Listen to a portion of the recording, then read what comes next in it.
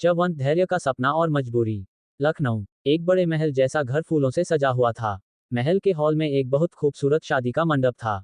पंडित जी शादी के मंत्र पढ़ रहे थे। वहीं शादी का सेहरा पहने एक दूल्हा बैठा हुआ था जो बार बार नामे सिर हिला रहा था। उसके हाथ पीछे बंधे हुए थे और उसके मुंह पर टेप लगा हुआ था जिस वजह से वो कुछ बोल नहीं पा रहा था। पंडित जी ने मंत्र पढ़ते हुए दूल्हे को देखा तो दूल्हा बेचारा सा मुंह बनाते हुए अपनी रस्सियां खोलने का इशारा करने लगा। वो आंखों से ही पंडित जी से विनती कर रहा था पर पंडित जी ने उसकी कोई मदद नहीं की। वो मंत्र पढ़ते हुए बोले, कन्या को बुलाए, शादी का मुहूर्त बीता जा रहा है। उनकी बात सुनकर दूल्हा और जोर जोर से नामे सिर हिलाने लगा था। वो खिसकते हुए मंडप से भागने की फिराक में था पर उसके भागने से पहले किसी ने उसके कंधे पर हाथ रखा। दूल्हे की डर से हालत खराब हो गई थी।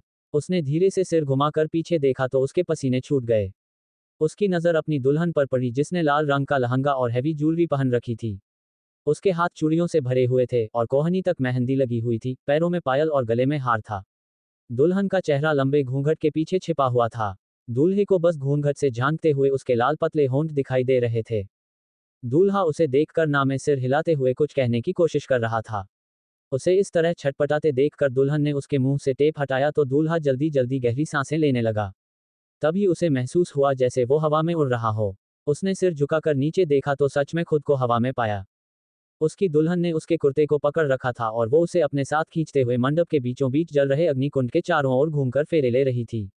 ये सब देखकर दूल्हा और ज्यादा डर गया और वो खुद को छुड़वाने की कोशिश करते हुए चिल्लाते हुए बोला, छोड़ो छोड़ो मुझे चुड़ैल, मुझे तुमसे शादी नहीं करनी, छोड़ो मुझे, छोड़ो, हेल्प हेल्प, कोई है, कोई तो मेरी मदद करो, मुझे इस चुड़ैल से शादी नहीं करनी।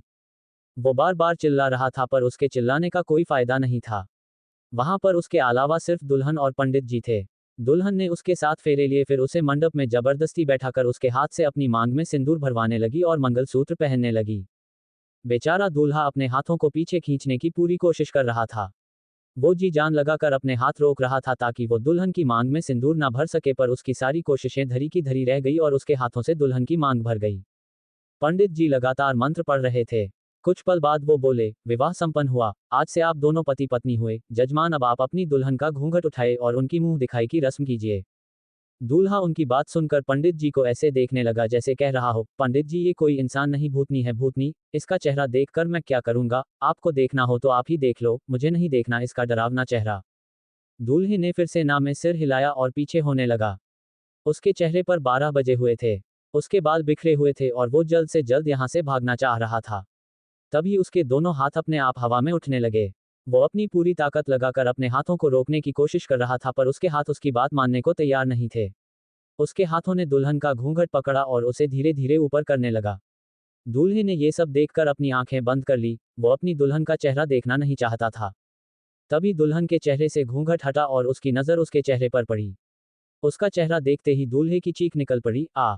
उसके चिल्लाने के कुछ पल बाद ही उसके चेहरे पर पानी की बरसात होने लगी और वो छटपटाते हुए उठकर सीधा बैठ गया। उसके चेहरे पर घबराहट साफ नजर आ रही थी और उसके बाल माथे पर बिखरे हुए थे। उसने एक नज़र चारों तरफ देखा और जब खुद को अपने कमरे और अपने बेड पर पाया और खुद को सही सलामत देखा तो उसने एक राहत की सांस ली। तभी टॉम की आवाज आई, क्या हुआ, चिल्ला क्यों रहा था तू? मेरी नींद खराब कर दी तूने। उसका सवाल सुनकर सपना देख रहा लड़का यानी धैर्य अपने चेहरे से पानी पोंछते हुए बोला, कुछ नहीं, बस एक अजीब सा डरावना सपना देख रहा था। टॉम सोचते हुए बोला, अजीब सा सपना? क्या सपना देख रहा था, मुझे भी तो बता। उद्धरण चिन्ह। धैर्य ने उसे बताते हुए कहा, मैं सपने में देख रहा था कि एक भूतनी, एक आत्मा मुझसे जबरदस्ती शादी कर रही है और मैं कुछ भी नहीं कर पा रहा हूँ। धैर्य ने अपनी बात बोलकर टॉम को देखा जो आंखें बड़ी बड़ी किए उसे ही देख रहा था। उसे इस तरह देखकर धैर्य ने कहा, क्या हुआ, तुम मुझे ऐसे क्यों देख रहे हो? टॉम सीरियस टोन में बोला, तूने सच में एक भूतनी के साथ जबरदस्ती शादी का सपना देखा? उसे सीरियस देखकर धैर्य ने धीरे से हाँ में सर हिलाया तो टॉम सिर घुमाकर वॉल पर टंगी घड़ी को देखने लगा। धैर्य ने एक नज़र उसे देखा फिर घड़ी को देखकर बोला, तू वहां क्या देख रहा है, वहां क्या है? टॉम घड़ी देखते हुए बोला, तेरा भविष्य देख रहा हूँ, सुबह के 6 बज रहे हैं, इसका मतलब जानता है ना तू? बड़े बुजुर्ग कह गए हैं, सुबह देखा गया सपना सच होता है, इसका मतलब तेरी शादी भूतनी से होने वाली है। कहते हुए वो अपना पेट पकड़कर जोर जोर से हंसने लगा। धैर्य उसकी बात पर चिढ़ते हुए बोला, अपनी बकवास बंद करो, मैं किसी भूतनी से शादी नहीं करने वाला। टॉम अपनी हंसी कंट्रोल करते हुए बोला, अबे भूतनी तुझसे पूछकर शादी नहीं करेगी, वो जबरदस्ती शादी करने वाली है तेरे से, तूने सपने में अभी अभी तो देखा अपना भविष्य। कहते हुए वो फिर से हंसने लगा। धैर्य ने एक गहरी सांस ली और उसे बिना कुछ जवाब दिए वॉशरूम में चला गया। थोड़ी देर बाद दोनों कॉलेज के लिए रेडी हो रहे थे। धैर्य मिरर के सामने खड़ा अपने बालों में कॉम्ब कर रहा था। उसने इस वक्त जीन्स के साथ व्हाइट टी शर्ट और उसके ऊपर येलो डेनिम जैकेट पहन रखा था। टॉम अपने शर्ट की बाजू मोड़ते हुए बोला, भाई तुझे इतना सजने संवरने की जरूरत नहीं है, तू तो पहले से ही इतना चार्मिंग है या। धैर्य ने उसकी बातों पर सिर हिलाया और मुस्कुराकर अपने बाल ठीक करने लगा। धैर्य, जिसकी उम्र 24 साल थी, परफेक्ट हाइट, एक क्रिएटिव बॉडी, गेहुआ रंग, क्यूट सा चेहरा और उस पर उसकी क्यूट सी स्माइल। कॉलेज में सबसे पॉपुलर और लड़कियों का ड्रीम बॉय था धैर्य, पर आज तक उसे ऐसी लड़की नहीं मिली थी जिसे देखकर उसका दिल धड़का हो, इसलिए वो अब तक अखंड सिंगल था। टॉम उर्फ तन्मय उसका बचपन का दोस्त था। दोनों स्कूल टाइम से साथ थे। टॉम की फैमिली लखनऊ की रिच फैमिलीज में से एक थी, पर उसे इन सब से कोई फर्क नहीं पड़ता था। वो ज्यादातर धैर्य के साथ उसके घर में रहना पसंद करता था। टॉम भी काफी हैंडमस था और उसे लड़कियों से फ्लर्ट करना पसंद था, पर आज तक उसकी भी गाड़ी फ्लर्टिंग से आगे नहीं बढ़ पाई थी। धैर्य और टॉम दोनों रेडी होकर कॉलेज के लिए निकल गए थे। करीब 1 घंटे बाद दोनों अपनी क्लास में बैठे लेक्चर सुन रहे थे कि एक प्यून क्लास में आया और बोला, धैर्य बख्शी। अपना नाम सुनकर धैर्य खड़ा हुआ तो प्यून ने कहा, तुम्हें प्रिंसिपल सर अपने कैबिन में बुला रहे हैं। धैर्य ने सिर हिलाया और उसके साथ प्रिंसिपल सर के कैबिन में चला गया। थोड़ी देर बाद धैर्य और टॉम दोनों कैंटीन में बैठे थे। धैर्य का मुरझाया हुआ चेहरा देखकर टॉम ने कहा, क्या हुआ, प्रिंसिपल सर ने क्यों बुलाया था? उद्धरण चिन्ह। धैर्य परेशान होते हुए बोला, फीस के लिए बुलाया था, कह रहे थे अगर नेक्स्ट वीक तक फीस नहीं दी तो कॉलेज से निकाल देंगे। टॉम उसकी बात सुनकर कुछ कहने को हुआ कि धैर्य ने कहा, कुछ मत कहना, मैं नहीं मानने वाला तुम्हारी बात, तुमने पहले भी मेरी बहुत बार मदद की है, अब और नहीं, मैं हर बार तुमसे तो पैसे नहीं ले सकता। टॉम उसकी बात सुनकर बोला, तो क्या करेगा, इतने कम टाइम में इतने पैसे कहाँ से लाएगा तू? अगर मैं कैलकुलेट करूं तो लगभग 70,000 हो चुके हैं, तू एक सप्ताह में 70,000 कहाँ से लाएगा? धैर्य भी यही सोच रहा था कि वो इतने कम समय में इतने पैसे कहाँ से लाएगा।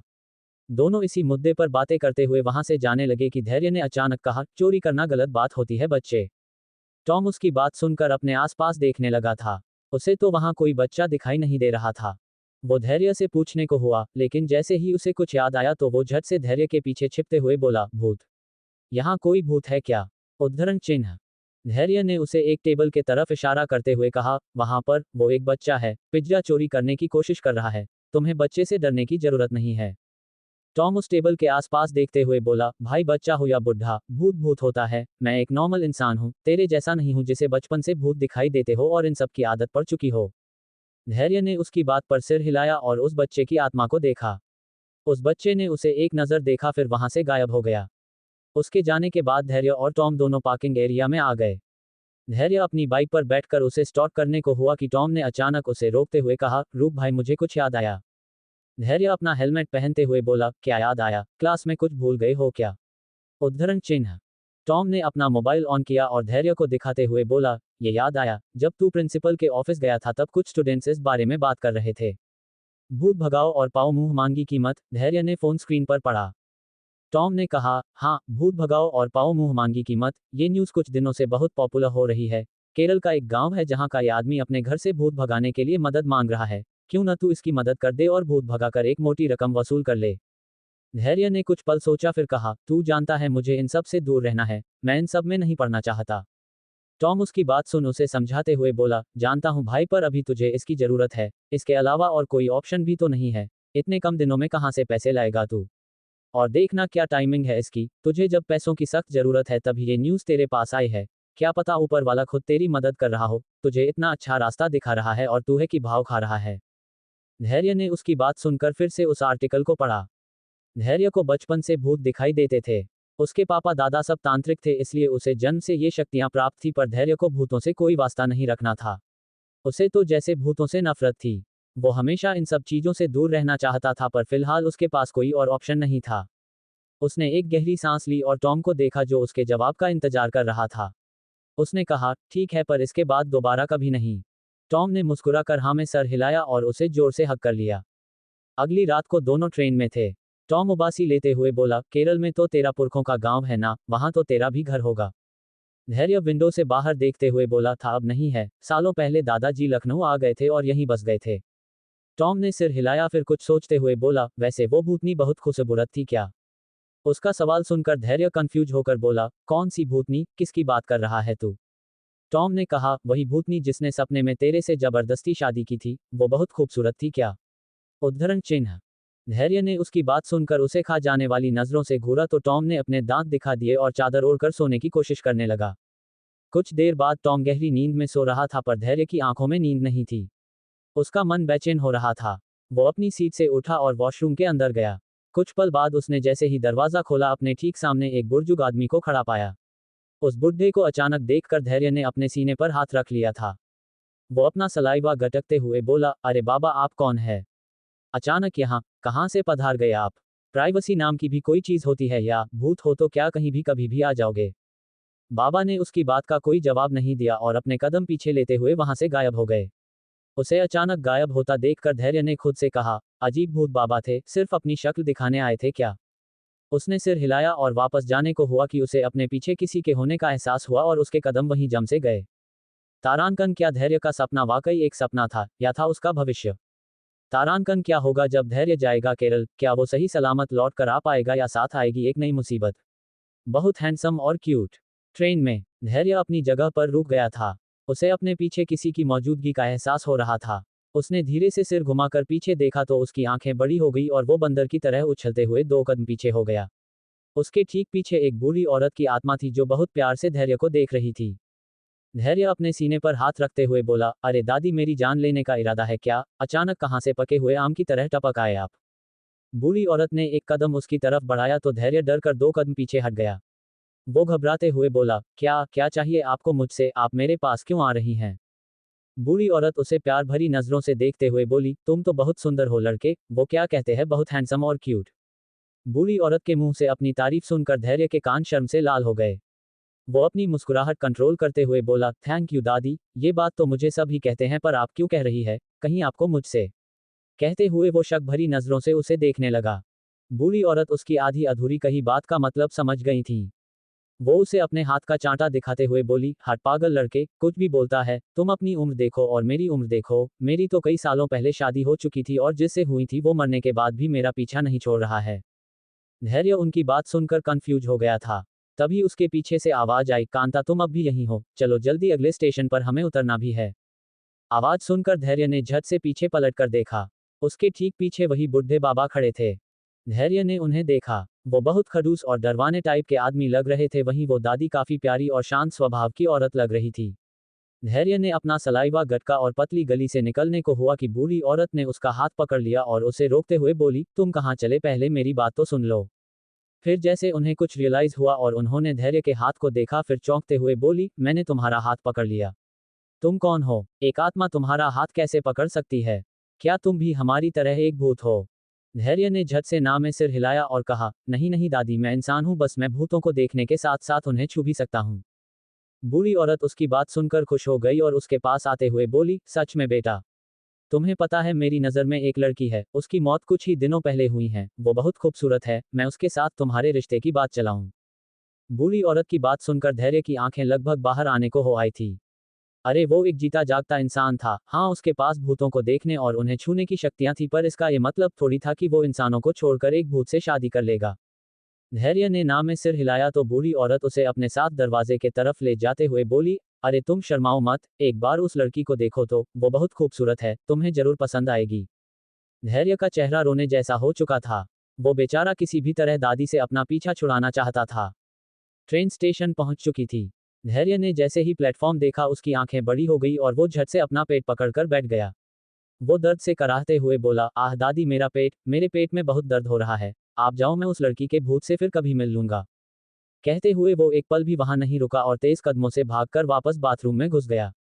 बूढ़ी औरत भी उसके पीछे जाने को हुई, पर बूढ़े आदमी ने उसे रोकते हुए कहा, उसे छोड़ो, अब क्या उसके पीछे बाथरूम में भी जाओगी? उसने कहा, ना, वो बाद में उस लड़की से मिल लेगा, चलो हमारा स्टेशन आ गया है। धैर्य बाथरूम के दरवाजे से कान लगाकर उनकी बातें सुन रहा था। जब उसे यकीन हो गया कि दोनों वहां से चले गए हैं, तब उसने राहत की सांस ली और दरवाजा खोलकर बाहर आ गया। अगली सुबह टॉम अपनी आंखें मलते हुए उठकर बैठ गया।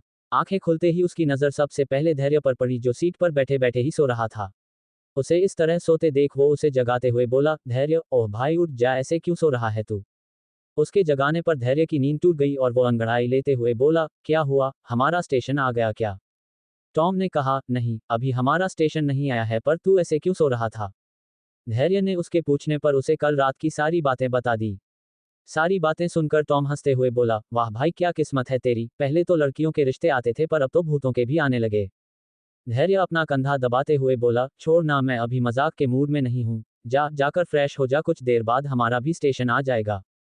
टॉम ने सिर हिलाया और सीट से उठकर जाने को हुआ कि कुछ सोचकर वापस धैर्य के पास आया और बोला, वैसे भाई, वो भूत होकर ट्रेन से क्यों सफर कर रहे थे? भूतों के पास तो वो वाली शक्ति होती है जिससे वो एक जगह से दूसरी जगह टेलीपोर्ट हो जाते हैं। धैर्य ने कहा, सारे भूतों के पास एक जैसी शक्तियां नहीं होती है, उन्हें वक्त के साथ शक्तियां मिलती हैं। जैसे कि अगर तू मरा और मैं तेरे 10 साल बाद मरा तो तेरे पास मेरे मुकाबले ज्यादा शक्तियां होगी। वैसे ही जिन्हें मरे हुए एक अरसा बीत चुका हो उनके पास ही ऐसी शक्तियां होती है, वो कुछ भी कर सकते हैं। उस ओल्ड कपल की मौत कुछ दिनों पहले हुई होगी, इसलिए उनके पास इतनी पावर्स नहीं थी। टॉम ने सिर हिलाया और फ्रेश होने के लिए चला गया। धैर्य की नींद पूरी नहीं हुई थी, इसलिए वो वापस सीट पर लेटकर सो गया। करीब 2 घंटे बाद दोनों अल्पीडा रेलवे स्टेशन इमेजिनरी नेम पर खड़े थे। उनकी ट्रेन जा चुकी थी। दोनों आंखें बड़ी बड़ी किए स्टेशन के चारों तरफ देख रहे थे। टॉम अपना सलाइवा गटकते हुए बोला, धैर्य, ये स्टेशन इतना डरवाना क्यों है मेरे भाई? दोपहर के टाइम में भी कितना सन्नाटा पसरा हुआ है यहाँ। धैर्य को भी स्टेशन देखकर थोड़ा थोड़ा डर लगने लगा था। स्टेशन पूरी तरह से खाली था। वहां कुछ पुरानी बेंचेस लगी हुई थी, पर ना ही कोई दुकान थी और ना ही कोई और नजर आ रहा था। ऐसा लग रहा था जैसे कई सालों से इस रेलवे स्टेशन की मरम्मत नहीं की गई हो। धैर्य ने एक गहरी सांस ली और खुद को शांत करते हुए बोला, काफी पुराना स्टेशन है, शायद इसलिए ऐसी हालत हो चुकी है। चल हम बाहर चलते हैं, उन्होंने कहा है ना वो हमारे लिए कार भेजेंगे। टॉम ने जल्दी से हाँ में सिर हिलाया और दोनों तेज कदमों से स्टेशन से बाहर निकल आए। बाहर आते ही उनकी नजर कुछ दूर खड़ी एक कार पर पड़ी जिसके पास ही एक आदमी खड़ा था। दोनों उनके पास आए तो वो आदमी उन्हें ऊपर से नीचे तक देखते हुए बोला, आप दोनों लखनऊ से आए हो? टॉम ने कहा, हाँ जी, मैंने ही भूत भगाओ और पाओ मुंह मांगी कीमत पर कॉल किया था। ये धैर्य है, यही आपका? मेरा मतलब है यही आपके घर से भूत भगाएगा। वो आदमी टॉम की बात सुनकर धैर्य को ऊपर से नीचे तक गौर से देखते हुए बोला, ये लड़का, ये तो इतना जवान और मासूम बच्चे की तरह दिखता है, ये कैसे भूत भगा पाएगा? उद्धरण चिन्ह। धैर्य उनकी बात सुन जबरदस्ती मुस्कुराते हुए बोला, आप एक बार हमें उस घर में लेकर चलिए, मुझे एक चांस तो दीजिए, उसके बाद कोई राय बनाइएगा। उस आदमी ने उसकी बात सुन हाँ में सिर हिलाया, फिर दोनों को कार में बैठाकर कार स्टार्ट कर दी। टॉम खिड़की से बाहर देख रहा था। वो लोग एक कच्ची सड़क से जा रहे थे जिसके दोनों तरफ घने जंगल थे। टॉम ने कहा, वैसे अंकल यहाँ का स्टेशन बहुत खाली खाली सा लगा हमें, और ये सड़क भी कच्ची है। यहाँ के लोग ट्रेन से सफर नहीं करते हैं क्या? वो आदमी कार ड्राइव करते हुए बोला, ट्रेन से सफर करते हैं पर इस स्टेशन से कोई आता जाता नहीं है। यहाँ पास में ही एक खंडहर पड़ा घर है जिसमें एक भूतनी रहती हैं। कई लोगों ने रात में उसके गाने की आवाज सुनी है, इसलिए डरकर अब कोई भी इस रास्ते का या इस रेलवे स्टेशन का इस्तेमाल नहीं करता है। कुछ लोग तो ये भी कहते हैं कि वो भूतनी दिन में भी गाना गाती है और लोगों को अपने पास बुलाती है। अंकल की बात सुनकर टॉम के पसीने छूट गए थे, पर धैर्य शांत नजरों से जंगल को देख रहा था। कुछ देर बाद उसने एक पतली कच्ची सड़क देखी जो जंगल के बीचों बीच से जा रही थी। अचानक उसने अपने सीने पर हाथ रख लिया। उसकी धड़कनों की रफ्तार तेज होने लगी थी और उसकी काली गहरी आंखें उस कच्ची सड़क से होते हुए कुछ ढूंढने की कोशिश कर रही थी। टॉम ने उसे देखा तो वो उसके कंधे पर हाथ रखते हुए बोला, क्या हुआ, तू उधर क्या देख रहा है? उसके पूछने पर धैर्य ने ना में सिर हिलाया और अपने सीने से हाथ हटा लिया, पर उसकी आंखों ने कुछ पल जंगल की तरफ देखा और फिर उसने अपनी नजरें उस तरफ से फेर ली। उसके नजरें हटाते ही पेड़ों के बीच थोड़ी दूरी पर एक घर दिखाई दिया। वो घर बाहर से खंडहर की तरह दिखाई दे रहा था। उस घर से किसी की गुनगुनाने की आवाजें सुनाई दे रही थी। रात का वक्त, एक बड़े से घर के बाहर कई लोग खड़े हुए थे और अंदर देखने की कोशिश कर रहे थे। उनके साथ ही टॉम भी खड़ा था। उनमें से एक आदमी ने उससे पूछा, तुम्हारा दोस्त मर तो नहीं गया? उसे अंदर गए 1 घंटा हो चुका है। टॉम ने उसे तिरछी नजर से घूरते हुए कहा, अगर वो मर गया ना तो उसकी भी आत्मा भूत बनकर तुम लोगों को डराएगी, इसलिए सोच समझकर बोलो। उसके कहने पर वो आदमी चुप हो गया और फिर से अंदर देखने लगा। थोड़ी देर बाद धैर्य घर से बाहर आया। उसके कपड़े पूरे गंदे हो चुके थे। उसके हाथ और चेहरे पर थोड़े चोट के निशान थे। उसे इस तरह देखकर टॉम भागते हुए उसके पास गया और उसकी फिक्र करते हुए बोला, धैर्य, तू ठीक तो है ना? ये सब क्या हुआ? किसने किया ये सब तेरे साथ? धैर्य अपनी जैकेट झाड़ते हुए बोला, हाँ मैं ठीक हूँ। अंदर एक मोटे हटे कट्टे आदमी का भूत था, उसके साथ ही थोड़ी हाथापाई हो गई थी। उसकी बात सुन घर का मालिक जल्दी से उसके पास आया और बोला, भूत भागा कि नहीं, क्या वो अब भी अंदर है? धैर्य ने उनसे कहा, हाँ वो अब भी अंदर है, पर घबराए मत, वो आपके ड्राइवर का भूत है। उसका कहना है कि उसने सारी जिंदगी आप लोगों की सेवा की, पर उसके मरने के बाद आप लोगों ने उसके परिवार को छोड़ दिया। एक बार मिलने भी नहीं गए आप लोग। वो चाहता है कि आप उसके एकलौते बेटे की पढ़ाई का खर्चा उठा लें। अगर आप लोगों ने उसकी ये विश पूरी कर दी तो उसकी आत्मा को मुक्ति मिल जाएगी। धैर्य की बात सुनकर घर का मालिक शर्मिंदा हो गया था। उसने कहा, मैं भूल गया था, दीना ने अपनी सारी जिंदगी हमारी सेवा की थी और दीना मैं तुम्हारी ये इच्छा जरूर पूरी करूंगा। आज से तुम्हारा बेटा हमारे साथ इसी घर में रहेगा। फिर उन्होंने अपने एक आदमी को दीना के बेटे को लाने को कहा। उनके आदमी ने सिर हिलाया और दीना के घर चला गया। उसके जाने के बाद धैर्य अपनी चोट को छूते हुए बोला, बहुत गुस्से वाला आदमी था दीना, कितना मारा है मुझे। उसकी बात सुनकर घर का मालिक मुस्कुराते हुए बोला, हाँ वो थोड़ा ज्यादा गुस्सा करता था, पर तुम घबराओ मत, मैं तुम्हें इसके लिए अलग से और पैसे दूंगा। ये सुनकर धैर्य ने हाँ में सिर हिलाया। फिर घर के अंदर देखा जहां दीना खड़ा था। दीना ने धैर्य को देखकर उसे इशारे से थैंक यू कहा, फिर एक मुस्कुराहट के साथ वहां से गायब हो गया। कुछ देर बाद टॉम पैसे गिन रहा था। उसके पास टेबल पर बहुत सारे पैसों की गड्डी रखी हुई थी। उसने पैसे गिने, फिर मुस्कुराते हुए धैर्य के कान में बोला, अबे ये तो पूरे 10 लाख है, हमने तो बस 1 लाख ही मांगा था। धैर्य ने उसकी बात सुन शांत भाव से कहा, अंकल इतने पैसों की जरूरत नहीं है, आप हमें 1 लाख ही दीजिए। अंकल उसकी बात सुन मुस्कुराते हुए बोले, रख लो बेटा, तुम्हारी मेहनत के पैसे हैं। अगर तुम नहीं होते तो मैं कभी दीना के बारे में जान ही नहीं पाता। रख लो, इसे काम आएंगे। धैर्य फिर से कुछ कहने को हुआ कि टॉम जल्दी से सारे पैसे बैग में डालते हुए बोला, जी अंकल आप इतने प्यार से दे रहे हो तो मना कैसे कर सकते हैं, हम रख लेते हैं इनको, कहकर उसने धैर्य को आंखें दिखाई और उसे चुप रहने का इशारा करने लगा। अंकल उन्हें देख मुस्कुराकर बोले, आज रात रुक जाते तो अच्छा लगता हमें। धैर्य ने कहा, कल सुबह की ट्रेन है, वरना रुक जाते, हमारा वापस जाना भी बहुत जरूरी है, इसलिए अब हमें जाने दीजिए। अंकल ने सिर हिलाया और उन्हें एक बाइक की चाबी देते हुए कहा, इस बाइक को ले जाओ, इस स्टेशन पर ही छोड़ देना, कल दिन में मेरा आदमी वापस ले आएगा, अभी इस वक्त रात में कोई भी तुम्हें स्टेशन तक छोड़ने नहीं जाएगा। धैर्य और टॉम ने सिर हिलाया, फिर उन्हें बाय बोलकर बाइक में बैठ गए। जाने से पहले धैर्य ने एक नज़र दीना के बेटे को देखा जो घर के आंगन में खेल रहा था। उसे खेलता देख उसके होठों पर मुस्कान आ गई और वो बाइक स्टार्ट कर स्टेशन के लिए निकल गए। करीब 1 घंटे बाद दोनों उसी जंगल वाले रास्ते पर थे जहां से वो सुबह गुजरे थे। धैर्य बाइक चला रहा था और टॉम डरा सहमासा पीछे बैठा था। वो चारों तरफ देखते हुए बोला, बाइक और तेज चला, मुझे डर लग रहा है। तूने सुना था ना दिन में उस अंकल ने क्या कहा था? यहाँ जंगल में एक भूतनी रहती है जो गाना गाकर लोगों को बुलाती है, ऐसा ना हो उसका आज का दिन हम दोनों बन जाएं। धैर्य मुस्कुराते हुए बोला, ऐसा कुछ नहीं होगा, तू डर मत, मैं हूं ना। अगर वो भूतनी आ भी जाएगी तो मैं उसे मारकर भगा दूंगा। धैर्य ने इतना कहा ही था कि अचानक उसकी बाइक का बैलेंस बिगड़ गया। धैर्य ने बाइक संभालने की कोशिश की, पर 2 मिनट बाद बाइक बंद हो गई। बाइक बंद होते ही टॉम ने कसकर अपनी आंखें बंद कर ली और रोनी सूरत बनाकर बोला, लगता है भूतनी जी नाराज हो गई, तूने उनकी शक्तियों को चैलेंज क्यों किया बे? अब तो हम दोनों मरेंगे, मैं इतनी जल्दी मरना नहीं चाहता, या मुझे बचा ले। धैर्य ने बाइक स्टैंड पर लगाए और कहा, नीचे उतर, कुछ नहीं हुआ है, मैं हूं ना, तू बाइक देख, शायद कोई प्रॉब्लम हुई होगी। टॉम डरते हुए नीचे उतरा और फोन की फ्लैश लाइट ऑन करके बाइक की प्रॉब्लम ढूंढने लगा। धैर्य ने भी अपना फोन निकाला और फ्लैश लाइट ऑन कर ली। तभी उसके कानों में एक मीठी सी आवाज आए और उसकी नजरें अपने आप जंगल की तरफ घूम गई। टॉम मन में ही हनुमान चालीसा का पाठ करते हुए बाइक बनाने लगा। वहीं धैर्य के पांव जैसे अपने आप जंगल की तरफ बढ़ने लगे थे। किसकी मीठी आवाज सुनाई दी धैर्य को? क्यों धैर्य के पांव बढ़ने लगे जंगल की तरफ? अंकल ने जिस भूतनी का जिक्र किया था, क्या वो वाकई में है, या वह महज कोरी अफवाह है? धरा की आजादी, धरा की आजादी। केरल। टॉम बाइक ठीक कर रहा था, इस बात से अनजान कि धैर्य वहां से जा चुका है। वो खुद में ही बड़बड़ाते हुए बोला, जल्दी से ठीक हो जा या तू, मुझे अब डर लगने लगा है, कितना घना जंगल है, पता नहीं कब कौन किधर से आ जाए। धैर्य शायद बाइक ठीक हो गई, तू स्टार्ट करके देख एक बार। धैर्य उद्धरण चिन्ह। टॉम ने धैर्य को आवाज लगाई, पर धैर्य तो वहां था ही नहीं जो उसे रिप्लाई करता। उसके रिप्लाई ना करने पर टॉम ने सिर उठाकर देखा, फिर चारों तरफ धैर्य को खोजने लगा। धैर्य को वहां ना देखकर डर से उसके रोंगटे खड़े हो गए और वो रोनी सूरत बनाकर बोला, मुझे अकेला छोड़कर कहाँ चला गया तू, धैर्य भाई, कहते हुए वो धैर्य का नाम लेकर चिल्लाने लगा। दूसरी तरफ धैर्य जंगल के बीचों बीच आ चुका था। उसके कदम जैसे अपने आप एक दिशा में आगे बढ़ रहे थे। उसने हाथ आगे बढ़ाकर पेड़ की एक पतली टहनी हटाई तो उसे कुछ कदमों की दूरी पर एक खंडहर जैसा घर दिखाई दिया। धैर्य को उस घर से ही गाने की आवाज सुनाई दे रही। उस घर के अंदर हल्की रोशनी थी जिससे घर और उसके आसपास की चीजें दिखाई दे रही थी। उसे उस घर से गाने की मधुर आवाज सुनाई दे रही थी। उसे ऐसा लग रहा था जैसे कोई उसे अपनी तरफ बुला रहा हो। आजा, आजा। घर के अंदर एक लड़की थी जो सफेद लहंगा चोली पहने थी। उसके हाथ में एक जलती हुई लालटेन थी और वो गाना गाते हुए घर के आंगन में घूम रही थी। अजनबी हवाएं बेकरार आहें दे रही सदाएं, आजा आजा।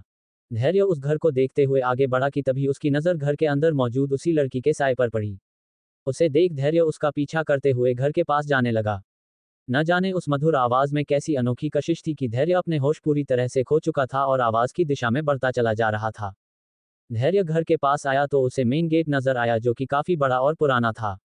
उस गेट के दोनों फाटक खुले हुए थे। धैर्य ने एक कदम आगे बढ़ाया तो उसके कदम घर के गार्डन में पड़ चुके थे। उसके गार्डन में कदम रखते ही उस लड़की ने तिरछी नजरों से अपने पीछे एक बड़े से बंद दरवाजे को देखा। उस लड़की की आंखें हल्की नीली और बेहद खूबसूरत थी। उसके नेचुरल लाल होठों पर एक मुस्कान आ गई थी। उसने फिर से गाना शुरू किया। धैर्य जैसे जैसे आगे बढ़ रहा था उसे गाने की आवाज साफ साफ सुनाई देने लगी थी। गाने की धुन और आवाज इतनी मीठी और सुरीली थी कि धैर्य बस उसके तरफ खींचा चला जा रहा था। धैर्य के अंदर अब उस लड़की को देखने की इच्छा और ज्यादा उफान मार रही थी। वो उस लड़की को देखने की चाह में दरवाजे के पास वाली खिड़की के सामने आ गया। वो खिड़की कांच की थी जिस पर धूल मिट्टी जमी थी। धैर्य ने अपने एक हाथ से खिड़की पर जमी धूल को साफ किया फिर अंदर देखने की कोशिश करने लगा। तभी उसे फिर से आवाज आए और वो लड़की अब घर के अंदर सीढ़ियों पर लेटी गाना गा रही थी। उसके लाल आलते से सजे और मोटी पायल से भरे दूध से गोरे पैर उसे दिखाई दिए। उस लड़की के खूबसूरत पैर देखकर धैर्य के दिल की धड़कनें तेज हो गई। उसके होठों पर एक मीठी सी मुस्कान आ गई थी। तभी उस लड़की ने अपने पैर खींच लिए जिस वजह से धैर्य अब उसे देख नहीं पा रहा था। उसका मन अब उस लड़की का चेहरा देखने को उतावला होने लगा था। वो जल्दी से खिड़की से हटा और दरवाजे की तरफ चला गया। धैर्य के जाने के बाद उस लड़की ने खिड़की की तरफ अपनी नजरें घुमा ली थी। उसके लाल होठों पर एक मिस्टीरियस मुस्कान तैर रही थी। धैर्य दरवाजे के पास आया तो उसकी नजर दरवाजे पर लगे बड़े से ताले और उस पर बंधे तावीज पर पड़ी। ताला और वो तावीज बहुत पुराना और सड़ा हुआ दिख रहा था। शायद बहुत वक्त तक लगे रहने के कारण उसमें जंग लग गई थी और तावीज का धागा भी कमजोर हो चुका था। धैर्य जैसे ही दरवाजे के सामने आया वो लड़की सतर्क होकर सीढ़ियों पर सीधी बैठ गई और बंद दरवाजे को देखकर उसने अपना हाथ आगे बढ़ा लिया जैसे कि वो धैर्य को अपनी तरफ बुला रही हो। धैर्य अपने होश में नहीं था। उसने तावीज को देखा तो उसे तोड़ने के लिए हाथ आगे किया पर जैसे ही उसने उस तावीज को छुआ एक जोरदार बिजली चमकी जिसकी आवाज सुनकर वो एकदम से अपने होश में आ गया और उसने अपने हाथों को पीछे खींच लिया। धैर्य के हाथ पीछे खींचते ही वो लड़की एक झटके से खड़ी हो गई। उसका चेहरा अचानक गुस्से से भर गया था। उसकी खूबसूरत हल्की नीली आंखें गुस्से से लाल होने लगी थी। उसने बेहद गुस्से भरी नजरों से दरवाजे को देखा फिर उस तरफ अपने कदम बढ़ा दिए। वो तेज कदमों से सीढ़ियां उतर रही थी जिससे उसके लंबे काले बाल हवा में लहरा रहे थे और उसके पैरों की पायल के घुंघरू जोरों से बज रहे थे। धैर्य ने आसपास देखा तो खुद को कहीं और पाकर सोचते हुए बोला, मैं यहाँ कैसे आ गया, ये कौन सी जगह है या उद्धरण चिन्ह। कहते हुए वो वापस जाने को हुआ कि तभी उसे अपने पैरों के पास एक मोटा काले रंग का सांप दिखा। सांप को देखते ही धैर्य डर कर चिल्लाते हुए पीछे होने लगा कि तभी उसके पैर आपस में उलझ गए और वो दरवाजे के पास बनी छोटी सीढ़ियों पर जा गिरा। धैर्य के गिरने की वजह से उसका एक हाथ दरवाजे पर लगे ताले और उस पर बंधे तावीज पर लगा जिस वजह से ताले के साथ साथ तावीज भी टूटकर लटक गया। ताले और तावीज के टूटने की आवाज सुनकर दरवाजे के उस पार मौजूद लड़की एकदम से रुक गई। इधर धैर्य अचानक बदलते मौसम को देखकर हैरान होने के साथ ही साथ घबरा भी गया था। तभी उसे टॉम की आवाज सुनाई दी जो उसका नाम पुकारते हुए उसकी तरफ ही चला आ रहा था। धैर्य ने उसकी आवाज सुनकर उस सांप को देखना चाहा पर वो सांप जैसे अचानक गायब हो चुका था। सांप को वहां ना देखकर धैर्य फुर्ती से उठा और भागते हुए वहां से बाहर जाने लगा। वहां का मौसम एकदम से बदल चुका था। तेज हवाओं के साथ बादल गरजने लगे थे और कुछ ही पलों में वहां तेज बरसात होने लगी थी। धैर्य मेन गेट के पास आया तो टॉम उसे वहीं मिल गया। टॉम ने उसे जैसे ही देखा वो झट से उसके गले से लगते हुए बोला, भाई तू जिंदा है, शुक्र है भगवान का तू मरा नहीं। धैर्य उसे खुद से दूर करते हुए बोला, अबे क्या बोल रहा है, चल जल्दी यहाँ से, देख कितनी तेज बारिश हो रही है। टॉम ने हाँ में सिर हिलाया और दोनों अपने सिर पर हाथ रखकर बरसात से बचने की कोशिश करते हुए जाने लगे पर दोनों अनजान थे कि कोई उन दोनों को देख रहा था। उस घर के छत पर वही लड़की खड़ी थी। उसके सफेद कपड़े और लंबे बाल बरसात में भीग चुके थे। वो छत पर खड़ी दोनों को जाते हुए देख रही थी कि उसकी नज़र धैर्य के राइट हैंड के एक निशान पर पड़ी। उस निशान को देखकर उसकी आंखें गहरी हो गई थी। फिर एकदम से उसके होठों पर मुस्कान तैर गई और वो धैर्य को जाते हुए देखने लगी। तभी उसे अपने पीछे से एक लड़की की आवाज सुनाई दी, मुबारक हो, आखिरकार 100 साल बाद आप इस घर से आज़ाद हो ही गई। उसकी बात सुनकर सफेद कपड़े वाली लड़की ने अपना सिर ऊपर उठाया और आसमान से बरस रहे पानी की बूंदों को अपने चेहरे पर महसूस करने लगी। वो अपने दोनों हाथों को हवा में उठाकर मुस्कुराते हुए बोली, 100 साल। 100 साल से धरा कैद थी इस घर में, पर अब आजाद है धरा। कहते हुए उसके होठों पर एक डेविल स्माइल आ गई। उसके पीछे खड़ी लड़की ने कुछ सोचकर कहा, पर अब आगे क्या, अब आप क्या करोगी?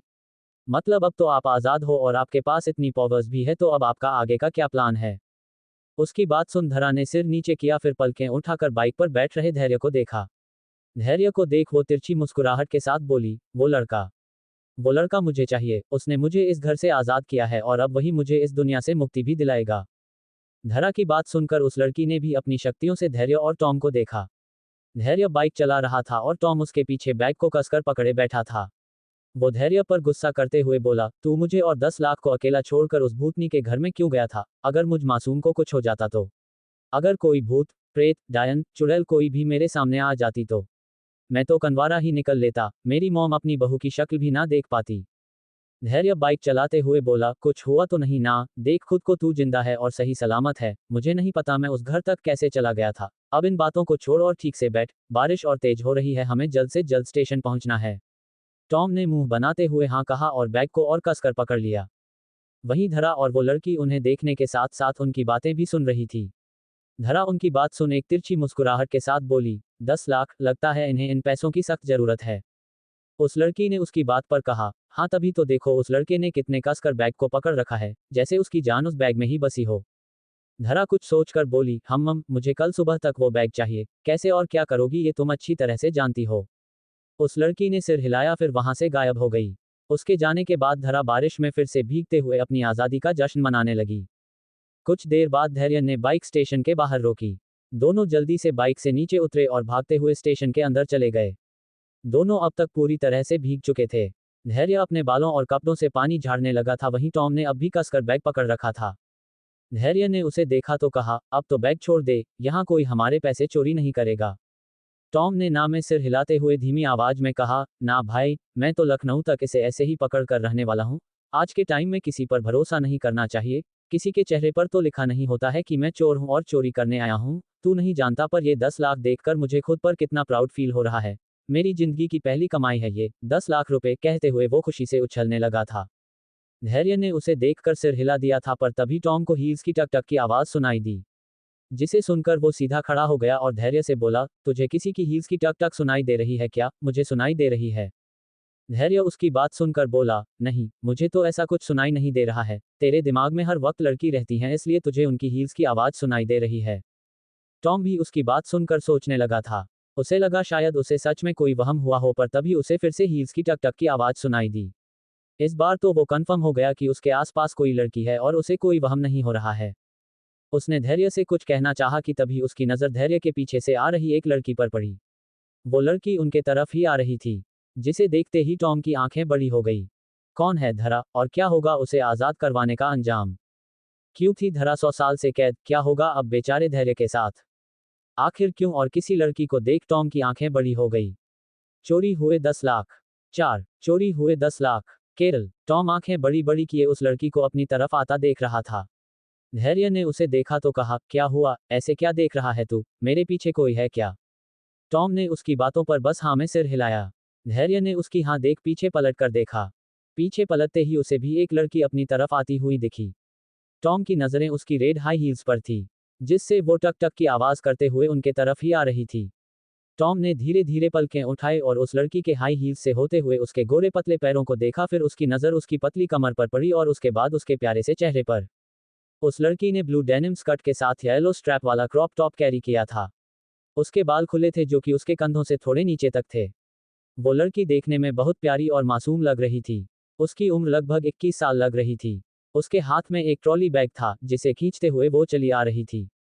वो उन दोनों के पास आई और उनके सामने खड़ी होते हुए प्यार से बोली, हेलो, आप दोनों भी ट्रेन का वेट कर रहे हो क्या? टॉम तो मुंह खोले उसे एकटक निहार रहा था। धैर्य ने टॉम को इस तरह देखा तो उसने अपना सिर पीट लिया। उसने धीरे से टॉम के पीठ पर एक पंच मारा तो टॉम अपने सेंस में वापस आया और हाँ में सिर हिलाने लगा। वो लड़की मुस्कुराकर बोली, ओह, एक्चुअली मैं भी 2 घंटों से ट्रेन का वेट कर रही हूँ, पर ट्रेन आ ही नहीं रही। यहाँ नेटवर्क भी नहीं है, इसलिए मैं बहुत बोर हो रही थी। और अब ये बिन मौसम बारिश। वैसे आप लोगों को कहाँ जाना है? उद्धरण चिन्ह। धैर्य ने कहा, लखनऊ, और तुम्हें कहाँ जाना है? उद्धरण चिन्ह। वो लड़की चौंकते हुए बोली, मुझे भी लखनऊ जाना है। व्हाट अ कोइंसिडेंस, मुझे लगा था शायद मैं अकेली सफर करूंगी, पर अच्छा हुआ आप दोनों मिल गए। अब मैं ट्रेन में बोर नहीं होंगी। By the way, I am Jerry, और आप दोनों।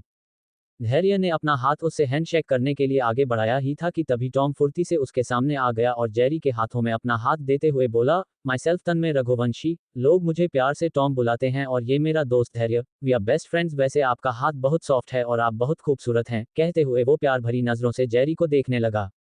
जेरी ने उसकी बात सुन जबरदस्ती मुस्कुराते हुए धीरे से सिर हिलाया, फिर अपना हाथ खींचते हुए धैर्य से बोली, धैर्य राइड, आप बहुत क्यूट हो, आपकी गर्लफ्रेंड है क्या? जेरी के इस तरह अचानक पूछने से धैर्य को समझ नहीं आया कि वो क्या बोले। उसने टॉम को देखा जो आंखें छोटी कर तिरछी निगाहों से उसे ही घूर रहा था। उसे देख धैर्य झट से बोला, जी हाँ, मेरी गर्लफ्रेंड है, पर इसकी नहीं है। ये बेचारा तो जन्म से ही सिंगल है। आप दोनों बात करो, मैं अभी आया। कहते हुए वो तेज कदमों से दूसरी तरफ चला गया। जेरी उसे जाता देख मायूस होकर बोली, बैड लक, कितना हैंडसम और क्यूट बंदा है ये, बट इसकी ऑलरेडी गर्लफ्रेंड है। तभी उसे अपने कानों में धरा की आवाज सुनाई दी, जो करने गई हो वो करो, उसके झूठ पर ध्यान मत दो। जेरी ने आवाज सुनकर टॉम के तरफ देखा तो उसे उसके पीछे धरा दिखाई दी, जो धैर्य को जाते हुए देख रही थी। टॉम उसे देख और सुन नहीं सकता था, पर जेरी उसे देख सकती थी और उससे बातें भी कर सकती थी। जेरी उसकी बात सुन कंफ्यूज होकर मन में बोली, झूठ? उसने क्या झूठ कहा मुझसे? धरा की आंखें अब भी धैर्य पर टिकी हुई थी, जो उन सब से थोड़ी दूर एक बेंच पर बैठकर अपना फोन यूज कर रहा था। धरा के होठों पर एक छोटी सी मुस्कान तैर रही थी। ये मुस्कान किस लिए थी शायद धरा खुद भी नहीं जानती थी। उसने जेरी को जवाब दिया, उसने झूठ बोला तुमसे, उसकी कोई गर्लफ्रेंड नहीं है। जेरी उसकी बात सुनकर मायूसी से बोली, झूठ कहा, पर क्यों? मैं तो इतनी खूबसूरत लग रही हूँ। तभी टॉम की आवाज आई, एक्सक्यूज मी, मैं भी बहुत क्यूट और हैंडसम हूँ ना? आई नो, पर अब तुम मुझे इस तरह देखना बंद भी करो, मुझे शर्म आ रही है। कहते हुए वो शर्माने की एक्टिंग करने लगा। जेरी ने उसकी बात सुन उसे ऊपर से नीचे तक देखा, फिर मन में बोली, हाँ हैंडसम तो तुम भी हो, पर मैं तुम्हें नहीं, धरा को देख रही थी। इडियट, जब तक अपना काम खत्म ना कर लूं तब तक तुम्हें झेलना ही पड़ेगा। जेरी ने मुस्कुराकर टॉम की तरफ देखा और कहा, हम भी चलें, बेंच पर बैठकर बातें करते हैं। वैसे तुम और धैर्य पूरी तरह से भीग चुके हो, तुम दोनों को अपने कपड़े बदल लेने चाहिए। टॉम ने हाँ में सिर हिलाया, फिर अपने बालों से पानी झाड़ते हुए धैर्य के पास जाने लगा। जेरी भी अपना ट्रॉली बैग लिए उसके पीछे पीछे जा रही थी, पर उसकी नजरें टॉम के हाथ में मौजूद पैसों से भरे बैग पर थी। टॉम धैर्य के पास आया तो धैर्य ने उसे बताया कि उनकी ट्रेन के आने का वक्त हो चुका है। टॉम ने सिर हिलाया और ट्रेन में ही कपड़े बदलने की बात कही, जिस पर धैर्य ने भी हामी भर दी। थोड़ी देर बाद ट्रेन प्लेटफॉर्म पर आकर रुकी और उन दोनों के साथ जेरी भी ट्रेन में बैठ गई। ट्रेन में बैठकर उसने धरा को देखा, जो प्लेटफॉर्म पर खड़ी उन्हें देख रही थी। दोनों ने आंखों से एक दूसरे को कुछ इशारे किए, फिर सिर हिला दिए। 5 मिनट बाद ट्रेन चलनी शुरू हो गई और देखते ही देखते ट्रेन प्लेटफॉर्म से बाहर निकल गई, पर धरा अब भी वहीं खड़ी थी। बादल छंट चुके थे और आसमान साफ हो चुका था। धरा ने पलकें उठाकर खुले आसमान को देखा तो उगते सूरज की पहली किरण उसके चेहरे पर पड़ी, जिसे महसूस करते हुए उसने अपनी आंखें बंद कर लीं। इधर ट्रेन में धैर्य कपड़े बदलने चला गया था, पर टॉम अपने हाथों में पैसों से भरे बैग को कसकर पकड़े बैठा था। उसके ठीक सामने वाली सीट पर जेरी बैठी थी। जेरी उसे बैग के साथ चिपक कर बैठा देख उससे बोली, टॉम, तुम भी जाकर कपड़े क्यों नहीं बदल लेते? लाओ तुम्हारा बैग मैं पकड़ लेती हूँ। कहते हुए उसने बैग पकड़ने की कोशिश की, पर उसके पकड़ने से पहले टॉम बैग को खुद से और चिपकाते हुए बोला, नहीं, इसकी कोई जरूरत नहीं है, थैंक्स पूछने के लिए। जेरी ने अपने खाली हाथों को देखा, फिर गुस्से से दांत पीसते हुए उसे घूरने लगी। वो अपने मन में बोली, ये टॉम का बच्चा बैग से इस तरह चिपक कर बैठा रहेगा तो मैं बैग चोरी कैसे करूंगी? अगर अपनी शक्तियों का इस्तेमाल करके बैग चोरी किया तो इन्हें शक हो जाएगा, क्या करूं मैं? उद्धरण चिन्ह।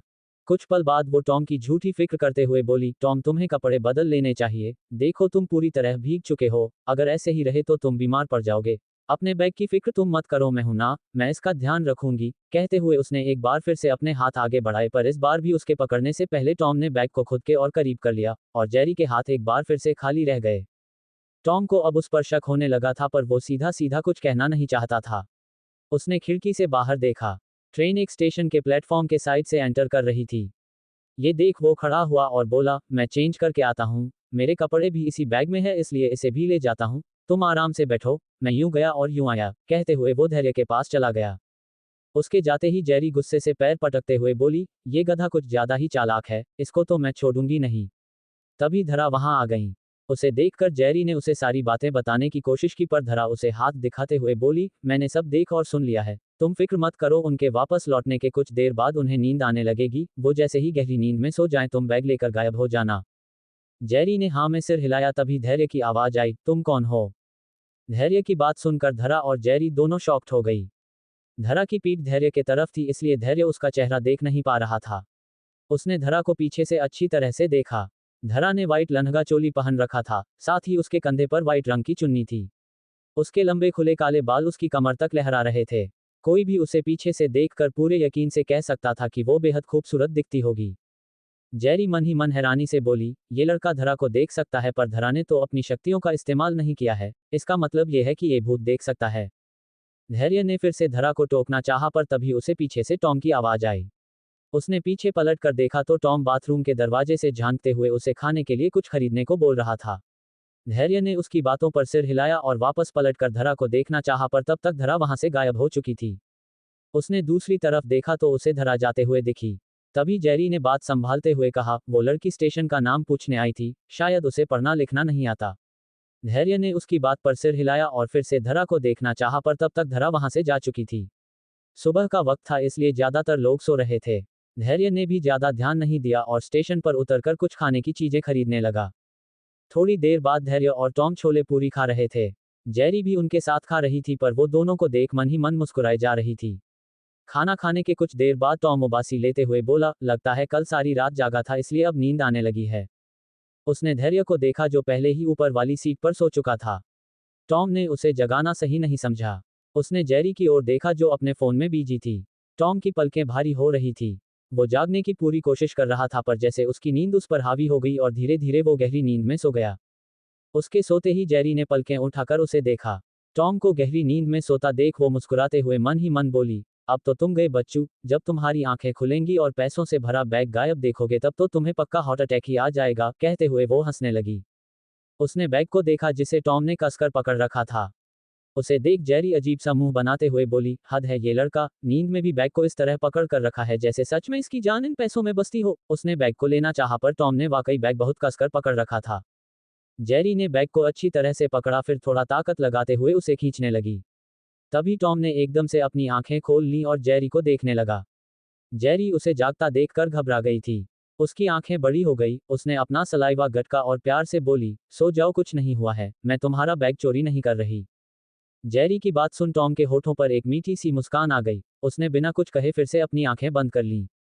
जेरी अब काफी परेशान हो गई। वो सोच में डूबी हुई थी कि आखिर किस तरह से यह बैग हासिल किया जाए। उसे परेशान होते हुए देखकर धरा वहां चुपके से प्रकट हो गई और उसने अपनी पतली उंगलियों से एक चुटकी बजाई और अगले ही पल वो गायब हो गई। उसके ऐसा करते ही टॉम के हाथ बैग पर ढीले पड़ गए और वो एकदम गहरी नींद में चला गया। जेरी ने अब एक पल की भी देरी नहीं की और उसने बैग अपने हाथों में ले लिया और पलक झपकते ही वहां से गायब हो गई। इन सब से अनजान टॉम गहरी नींद में सो रहा था। उसके साथ ही धैर्य भी ऊपर वाली सीट पर मजे से सो रहा था। दोनों इस बात से अनजान थे कि उनके 10 लाख रुपए चोरी हो चुके हैं। क्या होगा जब धैर्य और टॉम नींद से जागेंगे? आखिर क्यों किए धरा ने उनके पैसे चोरी? क्या चल रहा है उसके भूतिया दिमाग में? धैर्य मीट्स धारा इन मिडनाइट।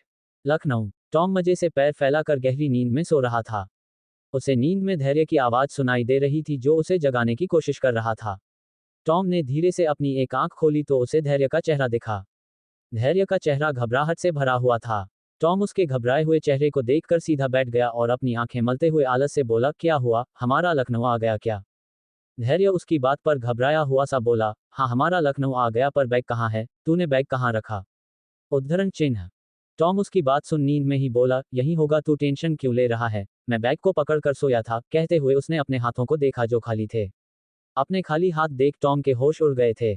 तभी धैर्य अपना सिर पकड़कर सीट पर बैठ गया और नामे गर्दन हिलाते हुए बोला, नहीं है भाई, यहाँ कहीं भी बैग नहीं है, मैंने हर तरफ देख लिया पर वो कहीं नहीं मिल रहा। धैर्य की ये बात सुनते ही टॉम की आंखें जो अब भी नींद से भरी हुई थी वो पूरी तरह से खुल गई और वो चौंकते हुए बोला, नहीं है, पर ऐसा कैसे हो सकता है, मैंने तो बैग को यहीं रखा था। कहकर वो बैग को चारों तरफ ढूंढने लगा। रात का वक्त। धैर्य और टॉम दोनों नशे में चूर थे। टॉम ने तो हद से ज्यादा शराब पी ली थी। धैर्य उसके हाथ से शराब की बोतल लेते हुए बोला, बस कर भाई, तेरे पीने से पैसे वापस नहीं आ जाएंगे। टॉम उसकी बात पर रोनी सूरत बनाकर बोला, हमारे पैसे, हमारे 10 लाख रुपए, पता नहीं कहाँ होंगे, किस हालत में होंगे। कहते हुए वो टेबल से सिर टिकाकर रोने लगा। धैर्य ने सिर हिलाया, फिर शराब का एक सिप लेते हुए बोला, जिसके पास होगे वो मजे कर रहा होगा, छोड़ ना, मेरी किस्मत ही खराब है। टॉम ने उसकी बात सुन अपना सिर झुकाते हुए कहा, सॉरी यार, मेरी गलती थी, मुझे पैसों का और ज्यादा ध्यान रखना चाहिए था, अगर मैंने ध्यान रखा होता तो वो जेरी, चोरनी की बच्ची हमारे पैसे ना चुरा पाती। कहते हुए उसकी आंखों में गुस्सा उतर आया। धैर्य ने उसकी बात सुन कुछ सोचते हुए कहा, तू कंफर्म है, हमारे पैसे उसी ने चुराए हैं? टॉम झट से हाँ में सर हिलाते हुए बोला, हाँ भाई, मुझे नींद में महसूस हुआ था जैसे कोई मेरे हाथों से बैग लेने की कोशिश कर रहा है, पर मुझे बहुत गहरी वाली नींद आ गई थी, इसलिए मैंने ज्यादा ध्यान नहीं दिया, पर मुझे अच्छे से याद है, मैंने उसका धुंधला चेहरा देखा था और उसने कहा था कि मैं चोरी नहीं कर रही, तुम सो जाओ, फिर मैं उसकी बात सुनकर सो गया। कहकर वो मीठी मुस्कुराहट के साथ धैर्य को देखने लगा। धैर्य का मन कर रहा था कि वो टॉम को जी भर के पीटे, पर वो उसका इकलौता दोस्त था, इसलिए उसने खुद पर काबू किया और चेयर से खड़े होते हुए बोला, छोड़ इन बातों को, जो होगा देखा जाएगा, ज्यादा से ज्यादा मैं पढ़ाई नहीं कर पाऊंगा, अपना सपना पूरा नहीं कर पाऊंगा, और क्या, छोड़, चल घर चलते हैं। टॉम को धैर्य के लिए बहुत बुरा लग रहा था, साथ ही उसे जेरी पर गुस्सा भी आ रहा था। उसने उसकी बातों पर सिर हिलाया, फिर लड़खड़ाते कदमों से उसके साथ जाने लगा। तभी पीछे से शॉपकीपर उन्हें आवाज लगाते हुए बोला, आज के पैसे अगली बार दे देना। टॉम ने उसे हाथ दिखाकर इशारे से ओके कहा, फिर धैर्य के साथ बाइक पर बैठकर उस छोटी सी दुकान से घर के लिए निकल गया। धैर्य की आंखें बार बार बंद हो रही थी, जिस वजह से वो बाइक कम स्पीड में चला रहा था। टॉम ने अपना सिर उसके पीठ पर टिकाए रखा था। वो नशे में बोला, भाई थोड़ी और तेज भगा ले बाइक, मुझे बहुत नींद आ रही है। धैर्य ने उसकी बात सुनकर बाइक की स्पीड थोड़ी तेज करते हुए कहा, मुझे भी नींद आ रही है, अगर पुलिस ने देख लिया तो अच्छा खासा चालान काट देंगे हमारा, और मेरे पास तो अब जहर खाने के भी पैसे नहीं बचे हैं। टॉम उसकी बात पर अपने हाथ जोड़ ऊपर वाले से विनती करते हुए बोला, हे प्रभु, कुछ तो चमत्कार करो, मेरे भाई के पास जहर खाने को पैसे नहीं हैं, इसकी मदद के लिए किसी खूबसूरत सी एंजल को भेज दो, 100 नारियल फोड़ूंगा मैं, पक्का, आई प्रॉमिस। टॉम ने इतना कहा ही था कि धैर्य ने अचानक ब्रेक लगाया, जिससे टॉम खुद को संभाल नहीं पाया और उसका सिर धैर्य की पीठ से जा टकराया। वो अपना सिर सहलाते हुए बोला, अबे मेरा सिर फोड़ने का इरादा है क्या, अचानक ब्रेक क्यों लगाया? धैर्य ने उसकी बातों को सुना, पर उसने उसे कोई जवाब नहीं दिया। उसकी आंखें तो बस बाइक के सामने अचानक आ गई लड़की पर ठहर सी गई थी। टॉम उसे चुप देखकर फिर से कुछ कहने को हुआ कि उसकी भी नजर उस लड़की पर पड़ी और उसकी भौहें सिकुड़ गई। वो मुंह बनाते हुए खुद से बोला, भगवान, मैंने तो एंजल भेजने को कहा था, आपने तो भूतनी जैसी किसी लड़की को भेज दिया। उस लड़की ने ब्लैक फुल स्लीव्स वाले टॉप के साथ ब्लैक जीन्स पहन रखी थी। उसके पैरों में उसकी ड्रेस से मिलते जुलते सैंडल थे और हाथ में एक महंगी वॉच थी, पर इन सब से हटकर उसे सबसे खास बनाने वाले उसके काले लंबे हल्के घुंघराले बाल थे, जो उसकी पीठ पर बिखरे हुए थे और साथ ही उसके आधे चेहरे पर भी बिखर आए थे। धैर्य को उसकी काली जुल्फों के पीछे उसकी खूबसूरत हल्की नीली आंखें और उसके नेचुरल रेड लिप्स दिखाई दे रहे थे। वो तो मानो उस लड़की की खूबसूरत नशीली सी आंखों में खोसा गया था और एकटक उसे देखता रह गया था। टॉम ने उस लड़की को देखा तो झट से बाइक से नीचे उतरकर बोला, ओह मैडम, मरना चाहती हो तो किसी ट्रक के नीचे जाकर मारो, हमारी बाइक के सामने क्यों किसी भूतनी की तरह अचानक टपक रही हो? तुम्हें देखकर अभी मुझे हार्ट अटैक आ जाता तो। उस लड़की ने उसकी बात सुन एक नजर अपने पीछे देखा, फिर उनसे मदद मांगते हुए बोली, प्लीज हेल्प मी, कुछ लोग मेरे पीछे पड़े हैं, वो लोग मुझे मारना चाहते हैं। टॉम ने उसकी बात सुन उसके पीछे देखा, जहां से कुछ लोग उनकी तरफ ही आते हुए दिखाई दे रहे थे। धैर्य ने भी उसकी बात सुनकर उन लोगों को देखा, फिर उस लड़की से कहा, कौन है वो लोग और वो तुम्हें क्यों मारना चाहते हैं? वो लड़की बोली, वो सब मैं बाद में बताऊंगी, अभी तुम लोग मुझे यहाँ से कहीं और ले चलो। उसकी ये बात सुनते ही टॉम धैर्य से बोला, भाई, आज के जमाने में किसी लड़की पर भी यकीन नहीं करने का, ऊपर से ये आधी रात में काले कपड़ों में मिली है, आसपास देख, इधर कोई नहीं है। ए लड़की, हम तुम पर यकीन कैसे करें? क्या पता तुम कोई चुड़ैल हो जो हमारा खून पीने आए हो। तभी धैर्य ने उन लोगों को अपनी तरफ आते हुए देखा। वो उन्हें देखकर टॉम से बोला, ऐसा कुछ नहीं है, वो लोग सच में इसके पीछे पड़े हैं, एक काम कर, तू उनका ध्यान भटका, मैं इसे लेकर दूसरी तरफ जाता हूँ। कहते हुए उसने बाइक स्टार्ट की और उस लड़की को पीछे बैठने का इशारा किया। उस लड़की ने उसकी बात पर हाँ में सिर हिलाया और वो बाइक के पास आने को हुई ही थी कि टॉम झट से उसका रास्ता रोकते हुए बोला, रुको एक मिनट, पहले अपनी ये काली जुल्फें हटाओ और अपना चेहरा दिखाओ। क्या पता तुम कोई चोरनी हो और वो लोग तुम्हारे साथी, अगर तुम लोगों ने मेरे दोस्त को लूट लिया तो कल को पुलिस स्टेशन में बताने के लिए कुछ तो होगा, चलो जल्दी से अब अपना चेहरा दिखाओ और अपना नाम भी बताओ। टॉम की बात सुनकर उस लड़की ने उसे घूर कर देखा, फिर खुद को शांत कर अपने चेहरे से बालों को हटाने लगी। वो जैसे जैसे अपने बालों को संवार रही थी, वैसे वैसे धैर्य और टॉम की नजरें उस पर गहरी होती जा रही थी। उस लड़की ने अपने चेहरे से बालों को साइड किया, फिर धैर्य की काली आंखों में देखते हुए कहा, धरा, मेरा नाम धरा है, अब तो तुम दोनों ने मेरे नाम के साथ मेरा चेहरा भी देख लिया, अब तो मेरी मदद करोगे ना? धैर्य की नजरें जब उसके चेहरे पर पड़ी तो उसके दिल की धड़कनें तेजी से धड़कने लगी। उस लड़की का दूध जैसा गोरा रंग, बेहद खूबसूरत और अट्रैक्टिव नैन नक्श, नेचुरल रेड लिप्स और घनी पलकों के साथ हल्की नीली आंखें। वो लड़की किसी अप्सरा से कम नहीं थी। टॉम ने भी जब उसके चेहरे को देखा तो वो भी कुछ पल को उसे देखता रह गया, फिर वो खुद को होश में लाते हुए बोला, हाँ ठीक है, धैर्य जा, ले जा इसे, यहाँ मैं उन लोगों को संभालता हूँ। धैर्य तो अब भी धरा को एकटक निहार रहा था, जिससे धरा को चिढ़ होने लगी थी। वो मन में बोली, बस भी करो अब, सारी रात मुझे निहारने में गुजार दोगे क्या? फिर उसने मीठी सी आवाज में धैर्य को कहा, प्लीज मेरी हेल्प कर दीजिए वरना वो लोग मुझे मार देंगे। टॉम ने धैर्य को हिलाते हुए कहा, भाई होश में आ जा, वो लोग आ गए, जा इसे लेकर जा वरना इसके साथ साथ आज हमारी भी लाशें भी बिछ जाएंगी। उसके हिलाने पर धैर्य अपने सेंस में वापस आया और जल्दी से हाँ में सिर हिलाते हुए बाइक स्टार्ट कर दी। धरा भी जल्दी से उसके साथ बाइक पर बैठ गई और धैर्य ने वापस यूटर्न ले लिया। उसके जाते ही वो लोग वहां पहुंच गए। उन लोगों ने टॉम से पूछा, कौन था वो लड़का जो उस लड़की को अपने साथ लेकर गया है? टॉम अनजान बनते हुए बोला, कौन लड़का? अच्छा वो तो पता नहीं, मैं नहीं जानता उसे, अंधेरा इतना है कि मैं ठीक से उसे देख भी नहीं पाया। मैं भी चलता हूँ वरना लेट पहुंचने पर मेरी बीवी मुझे बेलन से मारेगी, कहते हुए वो भी जल्दी से वहां से निकल लिया।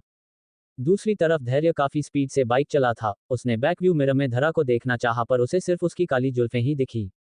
उसने कुछ पल बाद बाइक रोकी और धरा से कहा, कहाँ जाना है तुम्हें, मैं तुम्हें तुम्हारे घर तक छोड़ दूं क्या? धरा ने कहा, हाँ यहाँ पास में ही मेरा घर है, तुम मुझे वहां तक ड्रॉप कर दो। धैर्य ने सिर हिलाया और फिर से बाइक स्टार्ट करने को हुआ कि तभी उसका फोन रिंग हुआ। उसने कॉल रिसीव की तो दूसरी तरफ से टॉम की आवाज आई, कहाँ है भाई? वो लोग चले गए, तू वापस आ जा। धैर्य ने तिरछी नजर से एक बार धरा को देखा, फिर टॉम से बोला, मुझे आने में थोड़ा टाइम लगेगा, तू वहीं रुक, मैं इसे इसके घर तक छोड़कर आता हूँ। उसकी बात सुन टॉम की आंखें छोटी हो गई और उसने कहा, भाई तूने पी रखी है, ऐसे में तू उसके घर उसे छोड़ने जा रहा है, इसका क्या मतलब समझूं मैं? कहीं तेरे दिमाग में उसकी खूबसूरती देखकर कुछ ऐसा वैसा ख्याल तो नहीं आने लगा है? धैर्य ने उसकी बात पर धीमी आवाज में कहा, मेरे दिमाग में कुछ ऐसा वैसा नहीं आ रहा है, तू जानता है मैं शरीफ लड़का हूं, ऐसे काम नहीं करता, और मुझसे ज्यादा तो तूने पी रखी है, इसलिए तू अपना ध्यान रख, मैं थोड़ी देर में आया। धरा बाइक के पीछे बैठी उनकी सारी बकवास सुन रही थी। उसने धीरे से चुटकी बजाई तो कॉल अपने आप कट हो गया। धैर्य कॉल कट होने पर खुद से बोला, कॉल काट दिया, लगता है नाराज हो गया। वहीं टॉम भी फोन को घूरते हुए बोला, मेरा कॉल काट दिया, लड़की के चक्कर में दोस्त को भूल गया, बेवफा कहीं का। इधर धैर्य ने फोन वापस पॉकेट में रखा और बाइक स्टार्ट कर दी। कुछ पल बाद उसे अपने पीठ पर धरा का सिर रखा महसूस हुआ। उसने तिरछी नजर से देखा तो धरा उसकी पीठ पर सिर टिकाए सो रही थी। उसे इस तरह देखकर धैर्य के होठों पर मुस्कान आ गई, पर धरा मन ही मन खुद से बोली, पता नहीं और क्या क्या करना पड़ेगा मुझे, बस एक बार किसी तरह हमारी शादी हो जाए और हमारे बीच एक रिश्ता जुड़ जाए, उसके बाद तो मैं इसे खुद के 100 मीटर की दूरी पर भी नहीं आने दूंगी। सोचते हुए उसने अपनी पलकें खोली और धैर्य के हाथ पर बने उस निशान को देखा। उस निशान को देखकर उसके होठों पर एक मिस्टीरियस स्माइल आ गई और उसने फिर से अपनी आंखें बंद कर ली। आखिर क्यों टकराई धरा धैर्य के साथ? क्या है धरा का प्लान, क्यों करनी है उसे धैर्य से शादी? जानने के लिए जुड़े रहिए इस दिलचस्प रोमांच से भरपूर कहानी से। दोनों एक बेड पर सो सकते हैं। लखनऊ। करीब आधे घंटे बाद धैर्य ने अपनी बाइक एक बड़े बंगले के बाहर रोकी।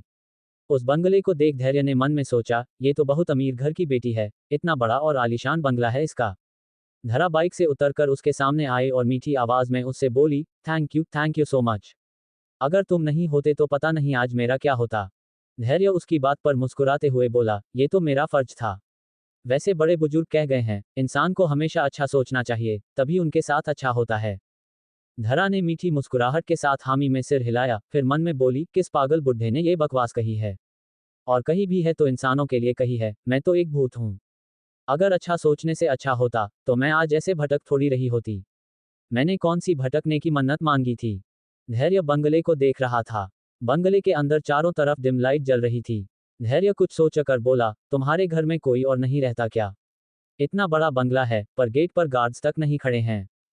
उसके पूछने पर धरा ने कहा, मुझे इंसान पसंद नहीं। उसकी इस बात पर धैर्य ने उसे देखा तो धरा झट से अपनी कही बात को सही करते हुए बोली, मेरा मतलब, मैं हमेशा से अकेली रहती आई हूँ। ज्यादा लोगों की भीड़ मुझे अच्छी नहीं लगती। धैर्य ने सिर हिलाया और कहा, पर आज की रात तुम्हें अकेले नहीं रहना चाहिए। अगर वो लोग वापस आ गए तो? वैसे वो लोग थे कौन? और तुम्हारे पीछे क्यों पड़े थे? उद्धरण चिन्ह। धरा ने उसकी बात पर सिर झुका लिया और किसी बेचारी सी अबला नारी बनते हुए बोली, एक लड़का है जो मुझे बहुत वक्त से परेशान कर रहा है। वो मेरे साथ नाइट स्टैंड करना चाहता था पर मैंने उसे मना कर दिया। तो उसने अपने लोग मुझे मारने को भेज दिए। कहते हुए उसने अपनी हल्की नीली आंखों में नकली आंसू भर लिए और उन्हें साफ करने का नाटक करने लगी। धैर्य, जो उसकी बातों को सच मान रहा था, उसे उसके लिए बहुत बुरा लगा और साथ ही उस लड़के पर गुस्सा भी आने लगा। वह बोला, तुम आज रात के लिए अपनी किसी फ्रेंड के घर चली जाओ और कल से कुछ गार्ड्स रख लो। वो लड़का अगर इतना गिरा हुआ है तो वो तुम्हें परेशान करने फिर से जरूर आएगा। धरा ने उसकी बात पर कहा, मेरा यहाँ कोई दोस्त नहीं है। मैं इस शहर में नहीं हूँ, इसलिए किसी को जानती भी नहीं हूँ। धरा इतनी सफाई से झूठ बोल रही थी कि धैर्य को उसकी कही हर एक बात सच लग रही थी। उसने कुछ पल रुक कर कहा, अगर तुम्हें कोई प्रॉब्लम ना हो तो मैं रुक जाऊं तुम्हारे साथ। धरा ने पलकें उठाकर उसकी गहरी काली आंखों में देखा, फिर धीरे से हामी में सिर हिला दिया। थोड़ी देर बाद दोनों बंगले के अंदर थे। अंदर आने के बाद धरा ने सारी लाइट्स ऑन कर दी, जिससे धैर्य बंगले की खूबसूरती को अच्छी तरह से देख पा रहा था। बंगला अंदर से भी बेहद खूबसूरत और बड़ा था। धरा एक कमरे की तरफ इशारा करते हुए बोली, अगर तुम फ्रेश होना चाहते हो तो उस कमरे में चले जाओ, तब तक मैं हमारे खाने के लिए कुछ बनाती हूँ। धैर्य ने सिर हिलाया और उसके बताए गए कमरे में चला गया। उसके जाने के बाद धरा किचन में आ गई। उसने कुछ सब्जियां फ्रिज से निकाली और नूडल्स के कुछ पैकेट स्लैब पर रखकर सब्जियां काटने लगी। धैर्य फ्रेश होकर किचन में आया तो धरा को काम करते देखकर बोला, अगर तुम्हें कोई प्रॉब्लम ना हो तो मैं बना दूं, तब तक तुम भी फ्रेश होकर आ जाओ। धरा ने धीरे से मुस्कुराकर हामी भरी और अपने कमरे की तरफ चली गई। कमरे में जाकर उसने दरवाजा बंद किया और पीछे पलटी ही थी कि जेरी की चीखने की आवाज आई। उसके अचानक चीखने से कुछ पल के लिए धरा भी घबरा गई। वह झट से उसके पास आती हुई बोली, क्या हुआ? चिल्ला क्यों रही हो? अगर धैर्य ने तुम्हारी आवाज सुन ली तो? जेरी मिरर के सामने खड़ी थी। उसने कसकर अपनी आंखें बंद कर रखी थीं। धरा की बात पर उसने मिरर की तरफ इशारा किया तो धरा ने मिरर की ओर देखा। धरा को जैसे ही मिरर में अपना चेहरा देखा, वह चौंक गई। उसने अपने चेहरे को छू कर देखा, लेकिन उसके चेहरे पर तो कुछ भी नहीं था। उसने वापस मिरर की ओर देखा, जहां वह खुद को खून से लथपथ और बिखरे बालों के साथ देख रही थी। उसने पहली बार खुद को इस रूप में देखा था। जेरी अब भी अपनी आंखें बंद किए खड़ी थी। धरा ने एक नज़र उसे देखा, फिर खुद को आईने में, और फिर धरा ने मिरर में खुद की आंखों में कुछ पल देखा, जिससे उसका चेहरा पहले की तरह हो गया और वो मिरर में भी नॉर्मल दिखने लगी। वो जेरी से बोली, आईना असली चेहरा दिखाता है, मैं भूल गई थी, तुम्हें डरा दिया क्या? जेरी उसकी बात सुन खुद को शांत करके बोली, नहीं मैं डरी नहीं थी, बस पहली बार तुम्हें इस तरह देखा इसलिए चौंक गई थी। वैसे अच्छा हुआ ना कि मैंने तुम्हें देख लिया। अब तुम धैर्य और टॉम के आसपास रहो तो इस बात का ध्यान रखना और आईने से बचकर रहना। धरा ने हाँ में सर हिलाया, फिर चुटकी बजाई, जिससे उसके कपड़े अपने आप चेंज हो गए। वो कमरे से बाहर जाने को हुई कि जेरी उसे रोकते हुए बोली, तुम इस तरह से जाओगी क्या? धरा खुद को देखकर बोली, हाँ क्यों, कोई प्रॉब्लम है? जेरी ने उसकी बात पर जबरदस्ती मुस्कुराते हुए कहा, नहीं कोई प्रॉब्लम नहीं है। एक बात बताओ, मरने से पहले तुम्हारा कोई बॉयफ्रेंड नहीं था क्या? धरा ने उसके पूछने पर कहा, पता नहीं, मुझे कुछ भी याद नहीं है। मैं कौन हूँ, मेरा परिवार कौन है, मेरी मौत कैसे हुई, कुछ भी याद नहीं आता मुझे। जेरी ने उसकी बात पर कुछ सोचते हुए कहा, जब तुम्हें कुछ याद ही नहीं है तो तुम्हें कैसे पता चला कि धैर्य ही वो लड़का है जो तुम्हें मुक्ति दिला सकता है? धरा ने उसके पूछने पर कुछ कहना चाहा, पर उससे पहले उन्हें धैर्य की आवाज सुनाई दी। आवाज सुनकर धरा ने एक चुटकी बजाई और उनके सामने किचन का लाइव सीन चलने लगा। इस बात से अनजान, धैर्य टॉम से कॉल पर बात कर रहा था। उसने फोन स्पीकर पर रखा था और सब्जियां काट रहा था। कॉल के दूसरी तरफ से टॉम की आवाज आई, वाह भाई, यही दोस्ती, यही प्यार। लड़की के चक्कर में बचपन के दोस्त को भूल गया साले।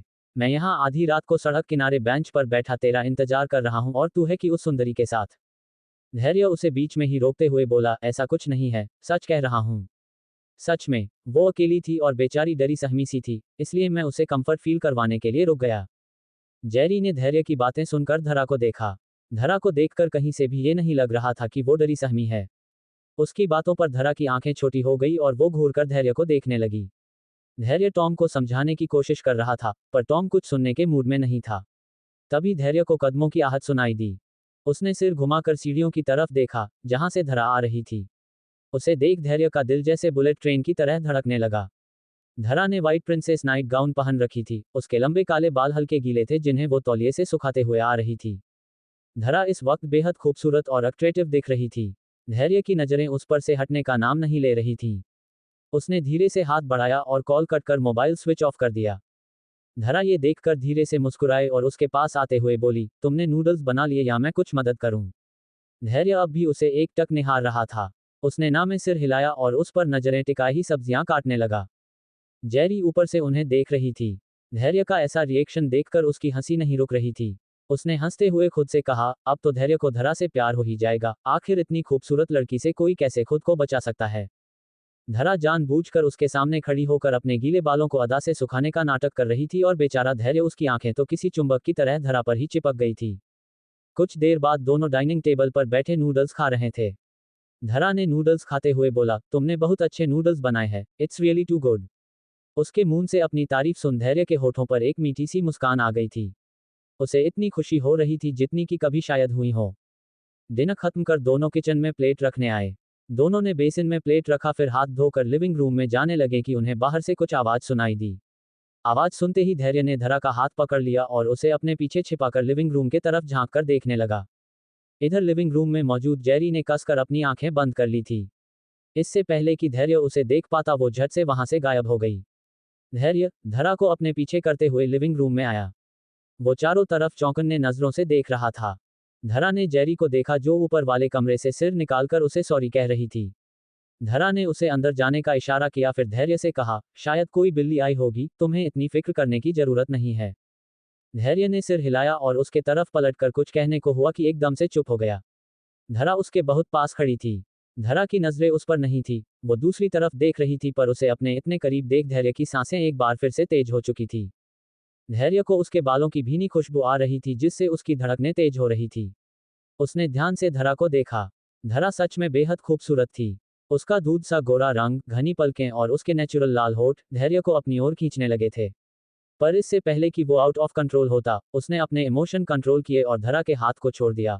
फिर 2 कदम पीछे होते हुए बोला, हाँ शायद बिल्ली ही होगी, जाओ तुम सो जाओ, मैं भी यहीं सोफे पर सो जाता हूँ। धरा ने उसकी बात पर उसे देखा और कहा, सोफे पर क्यों, तुम मेरे साथ मेरे कमरे में आ जाओ प्लीज। धरा की ये बात सुन धैर्य की आंखें बाहर आने को हो आई थी। उसे अपने कानों पर यकीन नहीं हो रहा था कि धरा उसे अपने कमरे में सोने को बोल रही है। वहीं धरा ने फिर से अपनी आंखें कसकर बंद कर ली थी। उसने खुद से कहा, मैं कहना क्या चाहती हूँ और कह क्या देती हूँ, इस मंदबुद्धि के मन में तो लड्डू फूटने लगे होंगे। फिर उसने अपनी बात सही करते हुए धैर्य से कहा, मेरा मतलब तुम मेरे साथ मेरे कमरे में आ जाओ प्लीज, मुझे डर लग रहा है, वो लोग दिमाग से जा ही नहीं रहे हैं, ऐसे में मैं अकेली नहीं सो पाऊंगी। उसकी बात पूरी होते ही धैर्य एकदम से बोल पड़ा, आयुषो, हम दोनों एक बेड पर सो सकते हैं। उद्धरण चिन्ह। उसके ये कहते ही धरा की आंखें छोटी हो गई और वो उसे खा जाने वाली नजरों से घूरते हुए बोली, मेरे कहने का मतलब मेरे रूम में आ जाओ, मेरे कमरे में बेड के साथ एक बड़ा सोफा भी है, तुम उस पर भी कंफर्टेबल होकर सो सकते हो। धैर्य उसकी बात बेशर्मी से मुस्कुराकर बोला, ओह मैंने कुछ और ही सोच लिया था, हाँ चलो कमरे में जाकर सो जाते हैं। धरा ने सिर हिलाया और कमरे में जाने के लिए पलट गई। पीछे पलटते ही उसके होठों पर की मुस्कान गायब हो गई और वो चिढ़ते हुए मन में बोली, बेशर्म लड़का, बहुत जल्दी पड़ी है इसे साथ सोने की, कमरे में आओ तब बताती हूँ तुम्हें। धैर्य इस बात से अनजान की कमरे में जाकर उसके साथ क्या होने वाला है, वो बस धरा के साथ एक कमरे में सोने की बात सोच सोच कर ही शर्माए जा रहा था। क्या धरा धैर्य से अपना असली चेहरा छिपा पाएगी? आखिर क्यों ले जा रही है धरा धैर्य को अपने कमरे में, क्या चल रहा है उसके दिमाग में? धैर्य को हुआ लव एट फर्स्ट साइट। धरा किंग साइज बेड पर लेटी अपने गुस्से को कंट्रोल करने की कोशिश कर रही थी। उसकी आंखें बंद थी पर वो धैर्य की नजरें खुद पर महसूस कर पा रही थी। वो दांत पीसते हुए खुद से बोली, इस मंदबुद्धि की आंखें निकाल लूंगी मैं, पिछले 1 घंटे से मुझे घूरे जा रहा है, अभी इसे सबक सिखाती हूँ, कहते हुए उसने धीरे से एक चुटकी बजाई। धैर्य एक बड़े सोफे पर लेटा था। सोफा बहुत सॉफ्ट था जिस वजह से धैर्य को सोफे पर बहुत अच्छा लग रहा था, पर वो चाहकर भी सो नहीं पा रहा था। उसकी काली आंखें अब भी धरा की खूबसूरती को निहार रही थी। वो उसे निहारते हुए मन में बोला, क्या खूब लगती हो, बड़ी सुंदर दिखती हो, तुम प्यार से प्यारी हो, तुम जान हमारी हो। धैर्य मन ही मन धरा की खूबसूरती की तारीफ करते हुए शर्माए जा रहा था। उसने मन में कहा, कहीं मुझे इससे लव एट फर्स्ट साइट तो नहीं हो गया, पर ये मुझसे बड़ी लगती हैं, अरे तो क्या हुआ, सच्चे प्यार में उम्र मायने नहीं रखती। तभी उसे अपने पीठ पर हल्की गुदगुदी महसूस हुई। उसने पहले तो ध्यान नहीं दिया, लेकिन जब धीरे धीरे गुदगुदी बढ़ने लगी तो वह अपनी पीठ को बार बार खुजलाने लगा। धरा की शरारत धीरे धीरे असर दिखा रही थी, पर बेचारे धैर्य को समझ नहीं आ रहा था कि उसे अचानक गुदगुदी कैसे हो रही है। पहले तो उसने सोचा कि शायद कोई कीड़ा हो, लेकिन जब उसने खुद को ध्यान से देखा तो कुछ भी नजर नहीं आया। धीरे धीरे उसकी बेचैनी बढ़ने लगी थी और वो जोर जोर से अपनी पूरी पीठ खुजलाने लगा था, लेकिन धरा अपने किंग साइज बेड पर एक शरारती मुस्कान के साथ चुपचाप सोने का नाटक करती रही, ऐसे जैसे कुछ हुआ ही ना हो और वो गहरी नींद में सो रही हो। आखिरकार जब धैर्य से बर्दाश्त नहीं हुआ तो वो उठकर बैठा गया और सोफे के चारों ओर ध्यान से देखने लगा। कुछ पल गौर से देखने पर उसे सोफे पर छोटे छोटे खटमल दिखे। उन्हें देख धैर्य हल्के गुस्से से बोला, तुम लोगों को भी अभी ही आना था, दिख नहीं रहा था मैं अपनी सुंदरी को निहार रहा हूँ। उसने फिर धरा को देखा जो सोने का नाटक कर रही थी।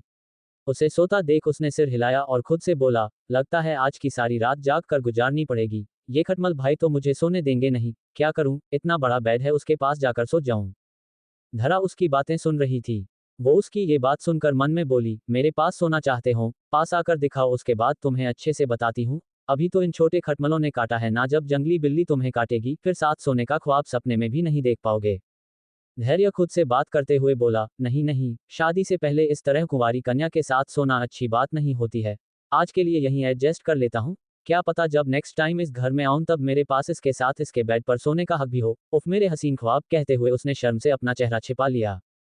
यूं तो धैर्य एक शांत किस्म का सीधा साधा लड़का था, पर ना जाने क्यों धरा से मिलने के बाद ही वो ऐसी हरकतें करने लगा था। इस बात से अनजान की धरा उसकी सारी बातें सुन रही है और अंदर ही अंदर गुस्से से उबल रही है। धैर्य नहीं जानता था कि उसकी कही इस बात की उसे फ्यूचर में अच्छी खासी कीमत चुकानी पड़ेगी। धैर्य खुद में ही अपने हसीन सपने जो शायद ही कभी पूरे होने वाले थे, उन्हें सोचते हुए सोफे से नीचे उतरकर बैठ गया और अपने ऊपर चादर डालकर फिर से धरा को देखने लगा। कुछ पल बाद धरा ने अपनी आंखें खोल लीं और सिर घुमाकर उसे देखा। धैर्य सोफे के नीचे बैठे बैठे ही सो चुका था। उसे सोता देख धरा ने उसके तरफ करवट बदल ली। धैर्य के माथे पर बाल बिखर आए थे जिससे वो बहुत क्यूट नजर आ रहा था। धरा ने कुछ पल उसके चेहरे को देखा, फिर उसके हाथ को देखने लगी जिस पर एक छोटा सा काला निशान बना हुआ था। उसे देख वो बेड से उतर गई और उसके पास चलकर आई। फिर धैर्य के पास बैठकर धीरे से अपना हाथ बढ़ाया और उसके हाथ पर बने उस छोटे से काले निशान को छू लिया। उसकी उंगलियां धीरे धीरे उस निशान पर फिसलने लगीं। धैर्य के होठों पर गहरी नींद में भी हल्की सी मुस्कान उभर आई, जैसे उसे धरा की छुअन का एहसास हो रहा हो। धैर्य उसके हाथ पर अपना दूसरा हाथ रखने को हुआ कि धरा ने धीरे से अपना हाथ वापस खींच लिया। उसने फिर से उस निशान को कुछ पल देखा, फिर वापस बेड पर आ गई। अगली सुबह टॉम बस स्टॉप के बेंच पर सो रहा था। धैर्य ने उसके पास बाइक रोकी और लगातार हॉर्न बजाने लगा। उसके लगातार हॉर्न बजाने से टॉम की नींद खुल गई और वो आंखें मलते हुए उठकर बैठ गया। उसकी नज़र जैसे ही धैर्य पर पड़ी उसकी आंखें छोटी हो गई और गुस्से से पैर पटकते हुए उसके पास आया और बाइक पर उल्टा बैठ गया। धैर्य ने उसे इस तरह उल्टा बैठता देखकर सिर हिलाया, फिर बाइक स्टार्ट कर अपने घर के तरफ मोड़ ली। टॉम उसके पीछे बैठा नाराजगी से बोला, सच सच बता, मैं जो सोच रहा हूँ वही बात है ना, तू अपनी इज्जत लुटाकर आ रहा है ना। धैर्य के होठों पर एक मीठी सी मुस्कान तैर रही थी। वो बाइक चलाते हुए बोला, नहीं भाई, ऐसा कुछ नहीं है, तुझे अपने भाई पर यकीन नहीं है क्या। टॉम उसे तिरछी निगाहों से घूरते हुए बोला, पहले यकीन था पर अब नहीं है। अगर कल रात कुछ हुआ नहीं है तो तू इस तरह मुस्कुराए क्यों जा रहा है, सच सच बता वरना अच्छा नहीं होगा। धैर्य ने बाइक अपने घर के अंदर रोकी तो टॉम उतरकर उसके सामने आ गया। उसे धैर्य की मुस्कुराहट देखकर पक्का विश्वास हो रहा था कि कुछ तो गड़बड़ जरूर है। धैर्य उसे देख समझ गया कि टॉम पूरी बात जाने बिना उसका पीछा नहीं छोड़ने वाला। वो शर्माते हुए बोला, वो शायद मुझे। तुझे क्या, जल्दी बता ना। मुझे लगता है मुझे धरा से लव एट फर्स्ट साइट हो गया है। धैर्य के इतना कहते ही टॉम की आंखें लगभग बाहर निकलने को हो आईं और वो चौंकते हुए बोला, क्या कहा तूने, मतलब कैसे और क्यों, अबे तुझे कोई और लड़की नहीं मिली जो तू उस पिशाचनी के प्यार में पड़ गया। धैर्य ने उसे गुस्से से घूरा, फिर दांत पीसते हुए बोला, पिशाचनी नहीं है वो भाई, तूने देखा ना कितनी खूबसूरत थी वो। कहते हुए वो धरा को याद करने लगा जब धरा अपने गीले बालों को अदा से सुखा रही थी। उसे याद कर उसके होठों पर एक बार फिर से मीठी सी मुस्कान तैर आई। टॉम मून बनाते हुए बोला, हर खूबसूरत चीज अच्छी नहीं होती मेरे भाई, माना कि वो बहुत खूबसूरत है, पर तूने उसके लंबे काले बाल देखे थे। अरे मतलब आज के जमाने में किसी लड़की के इतने लंबे और खूबसूरत बाल हुआ करते हैं क्या। बेचारी दुनिया भर की लड़कियां अपने बालों पर लाख लाख रुपए खर्च कर रही है, पर तब भी उनके बाल उसकी तरह लंबे काले नहीं हो रहे हैं। ऐसे बाल तो सिर्फ मैंने उस एड में देखा था, हेयर डाई ने किया कमाल, लंबे काले मेरे बाल। और वैसे भी वो तुझसे उम्र में बड़ी लगती हैं, कम से कम भी तो 29-30 साल की तो होगी वो।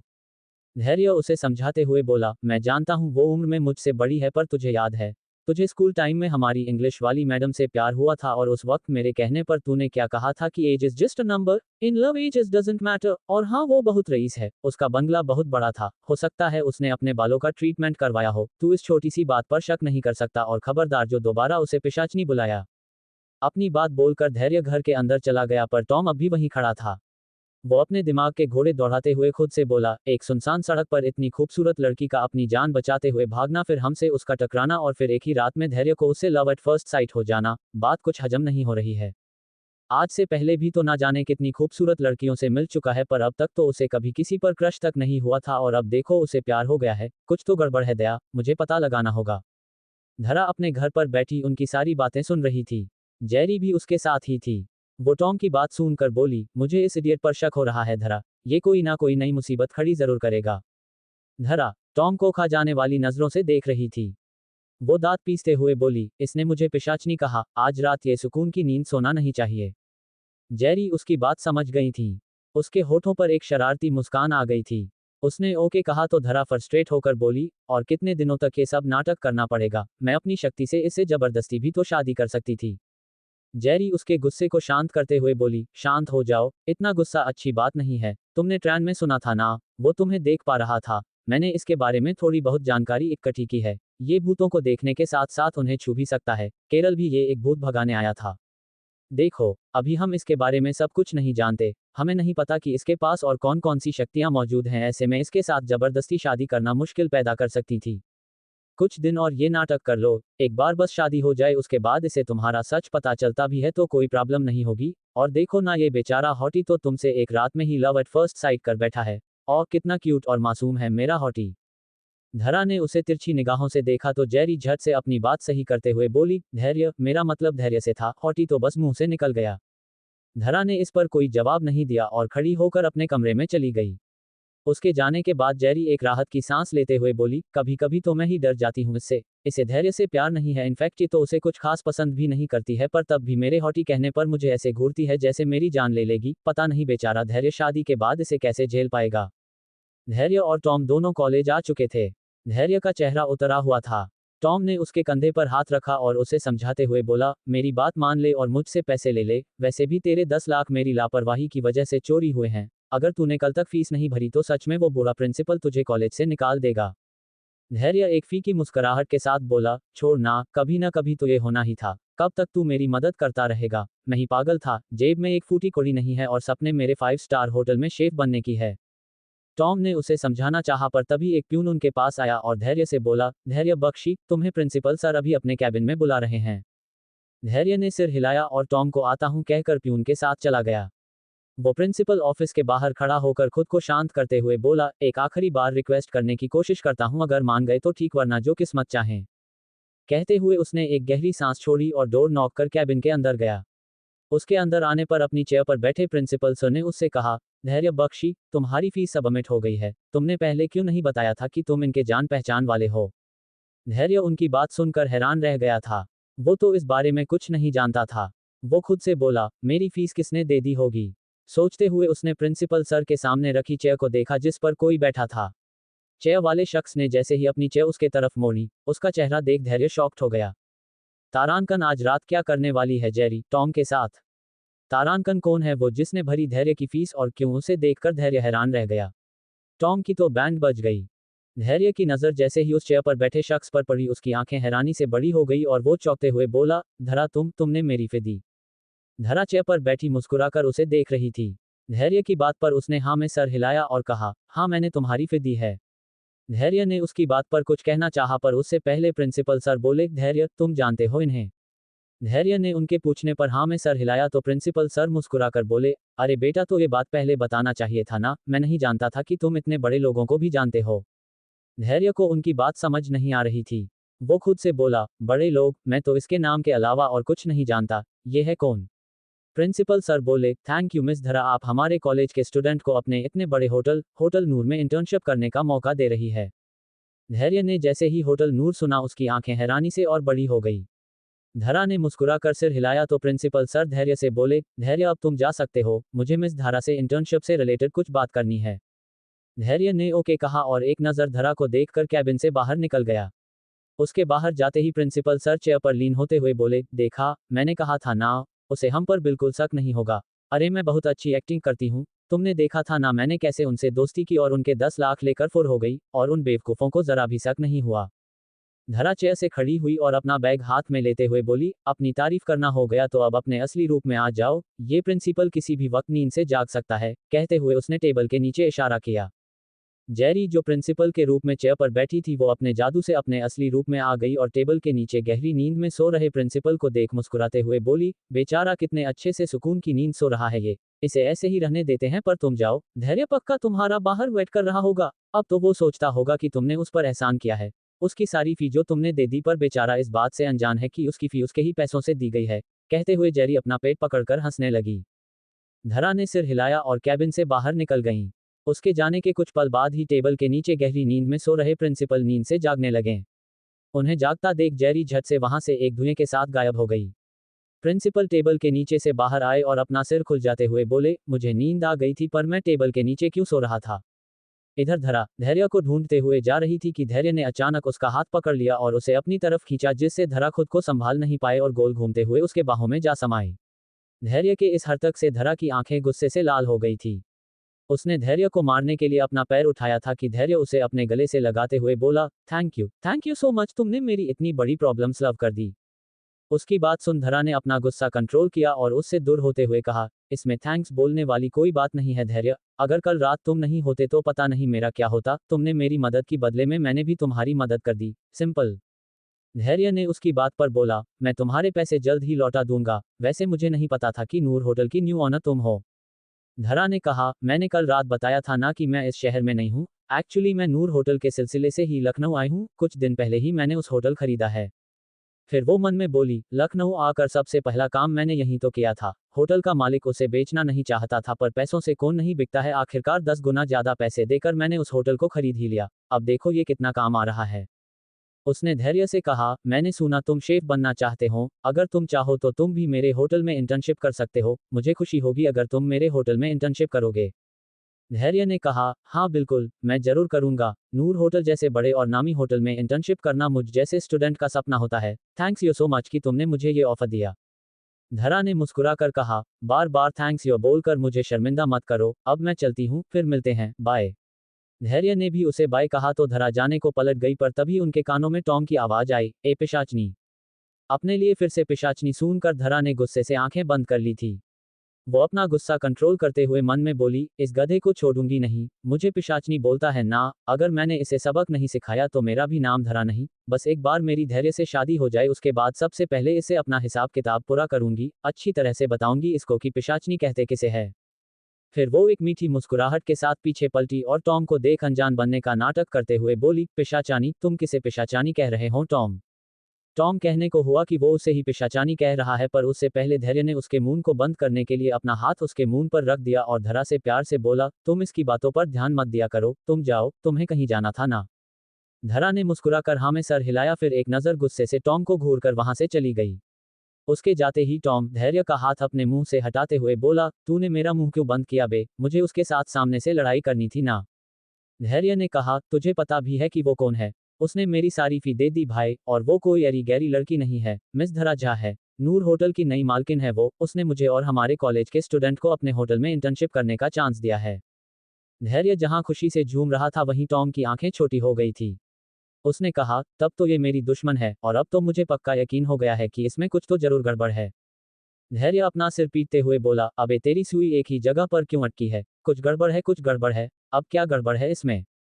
टॉम उसे बताते हुए बोला, तुझे पता है उस होटल को मेरे डैड कितने वक्त से खरीदने की कोशिश कर रहे थे, पर उसका बूढ़ा मालिक उसे बेचने को तैयार नहीं हो रहा था। एक बार तो मैं भी डैड के साथ उनके घर उनसे मिलने गया था और उस होटल को खरीदने की बात कही थी, तब उसने कहा था कि वो होटल उसकी जान है, उसकी पहचान है, उसका खून पसीना है, और तो और उसके बच्चे जैसा है जिसे उन्होंने छोटा से बड़ा किया है। इसलिए वो इसे अपनी आखिरी सांस तक बेचने नहीं वाले, और नूर उनकी मरी हुई पत्नी का नाम था, इसलिए भी वो इस होटल को बेचना नहीं चाहते। पर अब देखो, अब अचानक उन्होंने इस चुड़ैल को होटल बेच दिया। भाई हो ना हो कुछ तो गड़बड़ जरूर है। और धैर्य ने कहा, मुझे ये सब नहीं पता और ना ही ये सब जानना है, पर तूने एक बात पर ध्यान दिया क्या। टॉम कंफ्यूज होकर बोला, नहीं, कौन सी बात पर ध्यान देने का था। धैर्य थोड़ा शर्माते हुए बोला, वो इतनी रिच है, रिच लोग तो बिजी रहते हैं, पर तब भी वो खुद मेरी फी देने आई और मुझे अपने होटल में भी काम दिया, और तो और मुझसे थोड़ी बातें भी करके गई। इसका मतलब क्या। टॉम ने उसे घूरते हुए पूछा तो धैर्य शर्म से अपना चेहरा अपने हाथों में छिपाते हुए बोला, इसका मतलब उसे भी मुझसे प्यार है, उसके दिल में भी मेरे लिए कुछ तो कुछ जरूर है। उसकी बात सुन टॉम ने अपना सिर पीट लिया।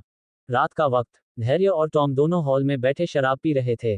धैर्य ने दीवार पर टंगी घंटी में टाइम देखा, फिर टॉम से बोला, भाई रात के 12 बजने वाले हैं, कल मुझे अपनी सुंदरी से मिलने भी जाना है, मैं जा रहा हूं सोने, तू भी जाकर सो जा। अपनी बात बोलकर धैर्य अपने कमरे में चला गया और बेसुध होकर सो गया। टॉम ने आज भी काफी पी ली थी, इतनी कि वो ठीक से चल भी नहीं पा रहा था। उसने किसी तरह खुद को संभाला और अपने कमरे में आकर लाइट ऑफ की, फिर बेड पर धड़ाम से लेट गया। कुछ पल बाद उसे नींद आने लगी थी और वो घिरे घिरे नींद के आगोश में जा रहा था, पर तभी उसकी नज़र खिड़की पर लगे सफ़ेद पर्दों पर पड़ी, जिसके पीछे उसे कोई खड़ा दिखा। ये देख टॉम अपनी आंखें मलने लगा और पर्दे के पीछे ध्यान से देखने की कोशिश करने लगा, पर तभी उसे पर्दे उड़ते हुए दिखे और अजीब सी आवाज़ें सुनाई देने लगी। उस आवाज़ में एक लड़की की हंसी भी शामिल थी, जिसे सुनकर टॉम की धड़कनें बढ़ने लगी और डर के वजह से उसके माथे पर पसीना झलक आया। वो अपना सलाइवा गटकते हुए बोला, कौन है? कोई है क्या यहाँ? देखो, अगर कोई भूत, प्रेत, डायन, चुड़ैल हो तुम तो प्लीज मेरे सामने मत आना। बच्चों को इस तरह डराया नहीं करते, पाप लगता है। कहते हुए उसने अपने हाथ जोड़ लिए और डरकर अपनी आंखें बंद कर ली। उसके कहने के बाद आवाजें आनी बंद हो गई थी। कुछ पल तक जब टॉम को कोई आवाज सुनाई नहीं दी तो उसे लगा जैसे उसे कोई भ्रम हुआ हो। वैसे भी उसने पी रखी थी और वो होश में नहीं था। उसने घिरे से अपनी एक आंख खोली और पर्दे के तरफ देखा, पर अब वहां कोई नहीं था। ये देख उसने अपनी दूसरी आंख भी खोल ली और मुस्कुराकर अपने बालों में हाथ फेरते हुए बोला, मैं भी ना बच्चों की तरह डर रहा था। यहाँ तो कोई भी नहीं है। तभी उसे अपने बिल्कुल करीब से आवाज आई, तन्मय उर्फ टॉम। आवाज सुन टॉम का गला सूख गया और उसकी आंखें डर से बड़ी हो गई। उसने स्लो मोशन में सिर घुमाया और अपने लेफ्ट साइड देखा तो उसे अपने चेहरे के ठीक सामने एक सफेद कपड़ों में, सफेद बालों वाली और भयंकर चेहरे वाली चुड़ैल दिखी। उसे देखते ही टॉम की आंखें और ज्यादा बड़ी हो गई और उसके गले से चीख निकल पड़ी, मम्मी! उद्धरण चिन्ह। कुछ पल बाद टॉम अपने पूरे कमरे में चक्कर लगा रहा था और वो चुड़ैल उसके पीछे पीछे भाग रही थी। चुड़ैल उसके पीछे पीछे भागते हुए अजीब तरह की आवाज में हंसकर बोली, तन्मय उर्फ टॉम बेबी, मुझसे भागो मत, मेरे पास आओ, देखो मैं तुम्हारे लिए कितनी दूर से आई हूँ। टॉम भागते हुए बोला, मैंने आपको नहीं बुलाया है चुड़ैल जी, आप गलत एड्रेस पर आ गई है, प्लीज जैसे आई हो वैसे ही वापस चली जाए। पर टॉम की बातों का उस चुड़ैल पर कोई असर नहीं हो रहा था। वो तो उसके पीछे पीछे भाग रही थी और बेचारा टॉम, उसकी तो हालत खराब हो गई थी। वो भागते हुए अपने कमरे से निकला और धैर्य के कमरे के पास जाकर दरवाजे को जोर जोर से पीटने लगा। अब क्या होगा बेचारे टॉम के साथ? क्या करना चाहती हैं धरा, धैर्य को अपने होटल में बुलाकर? आखिर क्या है उसका आगे का प्लान? किस चोर चुड़ैल? टॉम जोर जोर से धैर्य के कमरे का दरवाजा पीट रहा था, पर धैर्य इतनी गहरी नींद में सोया था कि उसे कुछ भी सुनाई नहीं दे रहा था। टॉम दरवाजा पीटते हुए बोला, भाई दरवाजा खोल, अबे खोल ना दरवाजा, अंदर मर गया क्या तू? दरवाजा खोल दे भाई, वरना तेरा ये बेचारा दोस्त आज अपनी जान से हाथ धो बैठेगा। वहीं वो चुड़ैल उसके तरफ अब भी भागते हुए आ रही थी। उसे अपने पास आता देख टॉम की आंखें बड़ी हो गई और चुड़ैल के होठों पर एक बड़ी सी मुस्कान आ गई। पर इससे पहले कि वो टॉम के पास पहुंच पाती, उसका पैर पास रखे टेबल से टकरा गया और वो खुद को संभाल नहीं पाए और टॉम के ऊपर जा गिरी। टॉम भी इसके लिए रेडी नहीं था, इसलिए वो चुड़ैल को साथ लिए नीचे फर्श पर जा गिरा। उनके गिरते ही वहां सन्नाटा छा गया था। चुड़ैल टॉम के ठीक ऊपर गिरी थी, जिस वजह से दोनों के होठ आपस में टकरा गए थे। एक दूसरे के होठों को महसूस करते ही दोनों की आंखें बड़ी हो गई थी। दोनों ही एक दूसरे को शॉकिंग रिएक्शन से देख रहे थे। ये किस दोनों के लिए अनएक्सपेक्टेड थी। तभी धैर्य ने अपने कमरे का दरवाजा खोला और आंखें मलते हुए बाहर आया। उसने पूछा, क्या हुआ? आधी रात में क्यों शोर मचा रहा है तू? उसने जमीन पर लेटे टॉम को देखा, जो अब भी शॉक्ड था और उसकी आंखें बड़ी बड़ी हो रखी थी। धैर्य उसके पास आते हुए बोला, यहाँ क्यों सो रहा है? अपने कमरे में जाकर सोना। धैर्य के पूछने पर टॉम ने 2 बार पलकें झपकाई, फिर रोनी सूरत बनाकर बोला, चुड़ैल ने मेरी फर्स्ट किस चोरी कर ली। अगली सुबह टॉम कंबल ओढ़े सोफे पर बैठा था। उसके मुंह में थर्मामीटर था। धैर्य उसके लिए सूप बनाकर लाया और टेबल पर रखकर उसके मुंह से थर्मामीटर निकाल लिया। फिर उसका टेम्परेचर चेक करते हुए बोला, तेरा बुखार तो उतर ही नहीं रहा है भाई, धीरे धीरे और बढ़ता जा रहा है। मेरी बात मान, चल हम हॉस्पिटल चलते हैं। तूने कोई बुरा सपना देखा होगा यार, हमारे घर में कोई चुड़ैल क्यों आएगी? धरा और जेरी अपने बंगले में बैठी उन्हें देख और सुन रही थी। जेरी की तो हंस हंस कर हालत खराब हो चुकी थी। वो अपना पेट पकड़कर अपनी हंसी कंट्रोल करते हुए बोली, ये इडियट इतना डरपोक होगा मैंने सोचा नहीं था। तुम देख रही हो ना, बेचारे को डर के वजह से बुखार आ चुका है। धरा के होठों पर भी एक छोटी सी मुस्कान थी, पर उसकी हल्की नीली आंखें टॉम को नहीं धैर्य को देख रही थी। टॉम ना में सिर हिलाते हुए बोला, मेरा इलाज डॉक्टर के पास नहीं है, तू अपने दादाजी को बुला, वहीं उस चुड़ैल को ढूंढ कर लाएंगे और पूछेंगे कि उसने मेरी किस क्यों चोरी की। कहकर उसने फिर से रोनी सूरत बना ली। धैर्य ने कहा, भाई बुरा मत मानना, पर तुझे तो कोई खूबसूरत लड़की घास तक नहीं डालती है, तो कोई चुड़ैल तुझे किस करने क्यों आएगी भला?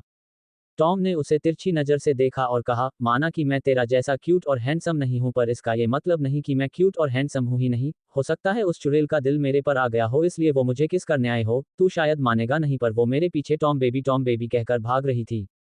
धैर्य को उसकी बात और उसकी हालत देखकर बहुत हंसी आ रही थी। वो अपनी हंसी कंट्रोल करते हुए बोला, अगर ऐसा है तो वो चुड़ैल तेरे पास दोबारा जरूर आएगी। उसकी बात सुन टॉम की आंखें बड़ी हो गई और वो फिर से रोनी सूरत बनाकर नामे सिर हिलाने लगा। दोपहर हो चुकी थी। धैर्य धरा के नूर होटल इंटरव्यू देने आया था। उसके साथ कॉलेज के और भी स्टूडेंट थे और साथ ही टॉम भी था। धैर्य की नजरें बार बार इधर उधर घूम रही थी। वो तो बस जल्द से जल्द धरा से मिलना चाहता था और इसलिए आज बन ठन कर भी आया था। टॉम उबासी लेते हुए बोला, नींद आ रही है यार, और कितना टाइम लगेगा? धैर्य ने उससे हल्के गुस्से से कहा, अगर बोर हो रहा है तो जा, घर जा वापस, तुझे साथ आने को नहीं कहा था मैंने, और तू क्यों इंटर्नशिप करना चाहता है? तेरे पास तो अपने खुद के कई सारे होटल है। टॉम अंगड़ाई लेते हुए बोला, जहां तू वहां मैं, और तुझे तो थैंक्स बोलना चाहिए। देख तेरे लिए मैं मेडिसिन खाकर इतने बुखार में भी साथ आया हूँ। उसकी बात सुन धैर्य खुद में बुदबुदाया, सब जानता हूँ तू मेरी सुंदरी के लिए आया है, तू उसे फिर से पिशाचनी कहने वाला है और उसे मेरे करीब आने से रोकने वाला है। क्या करूँ मैं, तेरा समझ नहीं आता। फिर वो टॉम से बोला, टॉम देख भाई प्लीज मेरी सुंदरी के सामने उसे पिशाचनी मत बोलना, उसे अच्छा नहीं लगता होगा ना, कहकर उसने रिक्वेस्ट भरी नजरों से उसे देखा। तभी टॉम की आंखें बड़ी हो गई और वो गुस्से से खड़ा होते हुए चिल्ला कर बोला, चोरनी, ए रुक, मेरे पैसे लेकर भागी थी तू।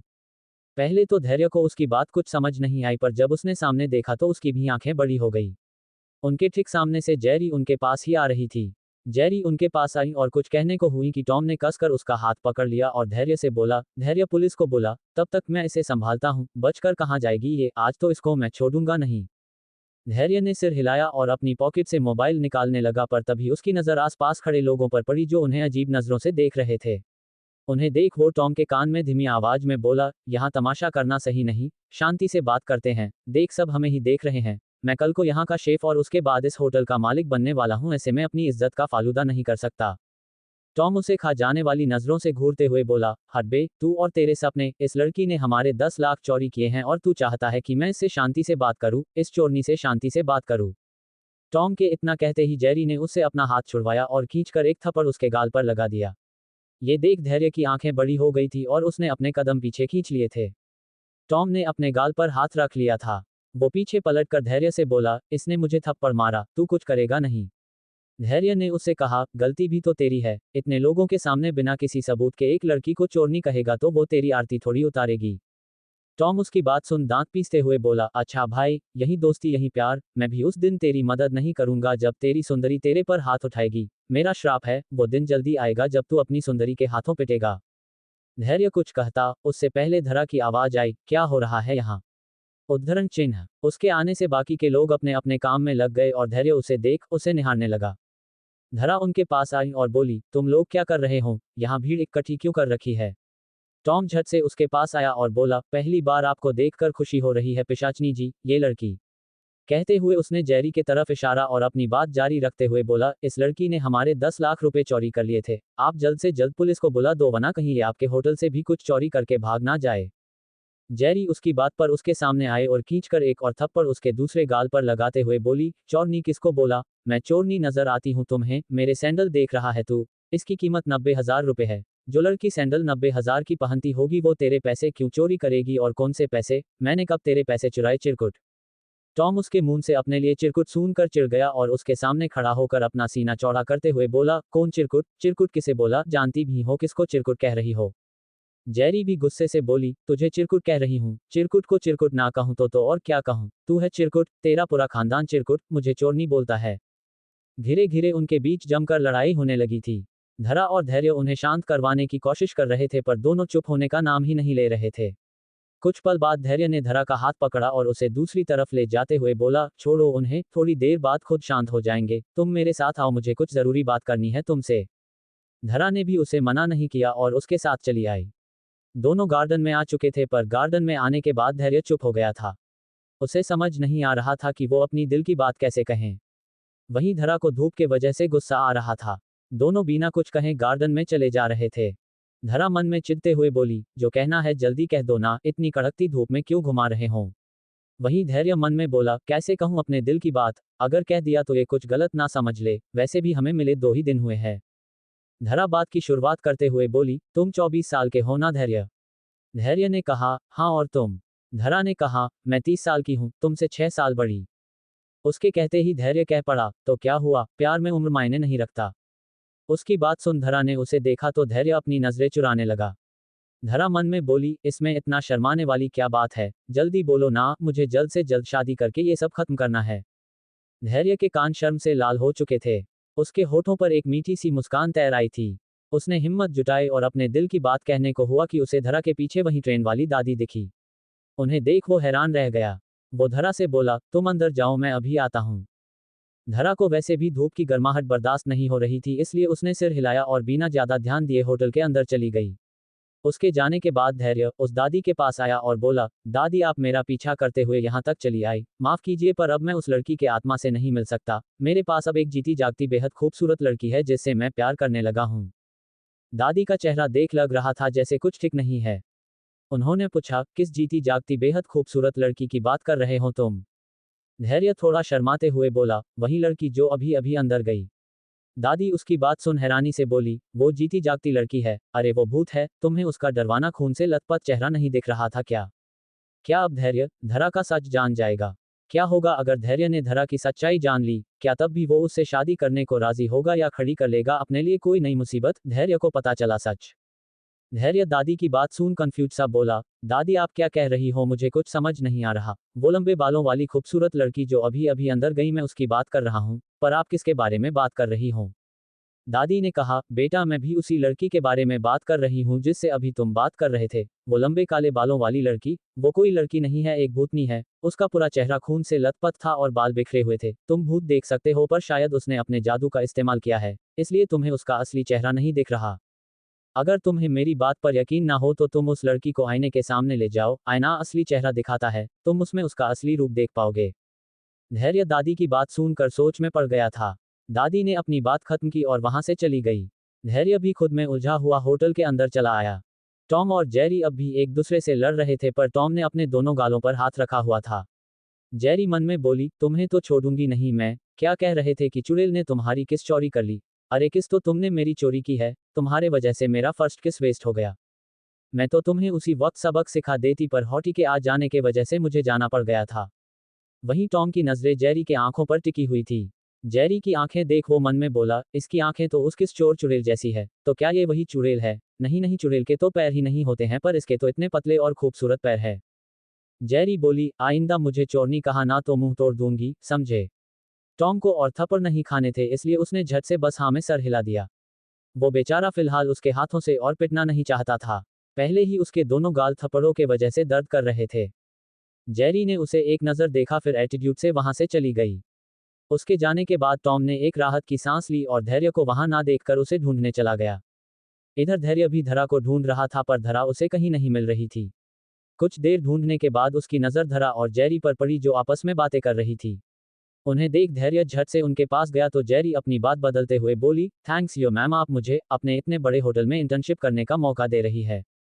धरा ने सिर हिलाया तो वो धैर्य से बोली, धैर्य तुम उस टॉम की बातों पर ध्यान मत देना, मैं चोरनी नहीं हूँ, जस्ट लुक मी, क्या मैं तुम्हें चोरनी नजर आती हूँ? धैर्य ने उसकी बात सुन उसे ऊपर से नीचे तक देखा। जेरी के कपड़े, सैंडल और हाथ में पकड़ा बैग सब ब्रांडेड थे। इन सब चीजों को देखकर कोई भी उसे चोरनी नहीं कह सकता था। उसे देख हर कोई यही कहता कि वो बहुत रिच फैमिली से बिलोंग करती होगी। यही सब देखकर धैर्य भी धोखा खा गया और उसने कहा, मैं उसकी तरफ से माफी मांगता हूं, असल में हमारे 10 लाख रुपए उस दिन ट्रेन में चोरी हो गए थे इसलिए टॉम को तुम पर शक हो गया था। जेरी ने मुस्कुरा कर कहा, इट्स ऑक, तुम्हें सॉरी कहने की जरूरत नहीं है, कहकर वो अपने बालों को ठीक करने लगी। तभी धरा ने कड़क आवाज में कहा, तुम्हारा हो गया ना, तो अब जा सकती हो। उसके कहते ही जेरी अपने सेंस में आए और जल्दी से हाँ में सर हिलाकर वहां से 9-2-11 हो गई। उसके जाने के बाद धरा ने धैर्य से पूछा, तुम अचानक कहाँ चले गए थे? उद्धरण चिन्ह। धैर्य सफेद झूठ कहते हुए बोला, कुछ खास नहीं, बस कुछ याद आ गया था, वैसे अगर तुम्हारे पास थोड़ा टाइम हो तो मेरे साथ कॉफी पीना चाहोगी? धरा भी तो यही चाहती थी कि धैर्य ज्यादा से ज्यादा वक्त उसके साथ बिताए ताकि उसे उससे पागलों की तरह प्यार हो जाए और वो उसके साथ शादी करने को राजी हो जाए, पर इसके साथ ही धरा ये भी जानना चाहती थी कि धैर्य भूतों को देखने के अलावा और क्या क्या कर सकता है और उसके पास और कितनी शक्तियां हैं, इसलिए उसने हाँ कह दिया। कुछ देर बाद धरा और धैर्य दोनों कॉफी टेबल पर बैठे थे। धरा को कॉफी कुछ खास पसंद नहीं आ रही थी इसलिए वो शांत सी बैठी थी। वहीं धैर्य उसे अपनी नजरें बचाकर आसपास देख रहा था ताकि उसे कहीं भी आईना दिख जाए और वो उसमें धरा का चेहरा देखकर कंफर्म कर सकें। धरा उसकी नजरें कहीं और देखकर बोली, धैर्य आर यू ऑक, तुम कुछ ढूंढ रहे हो क्या? धैर्य ने अनजाने में कहा, हाँ मैं ढूंढ रहा हूँ।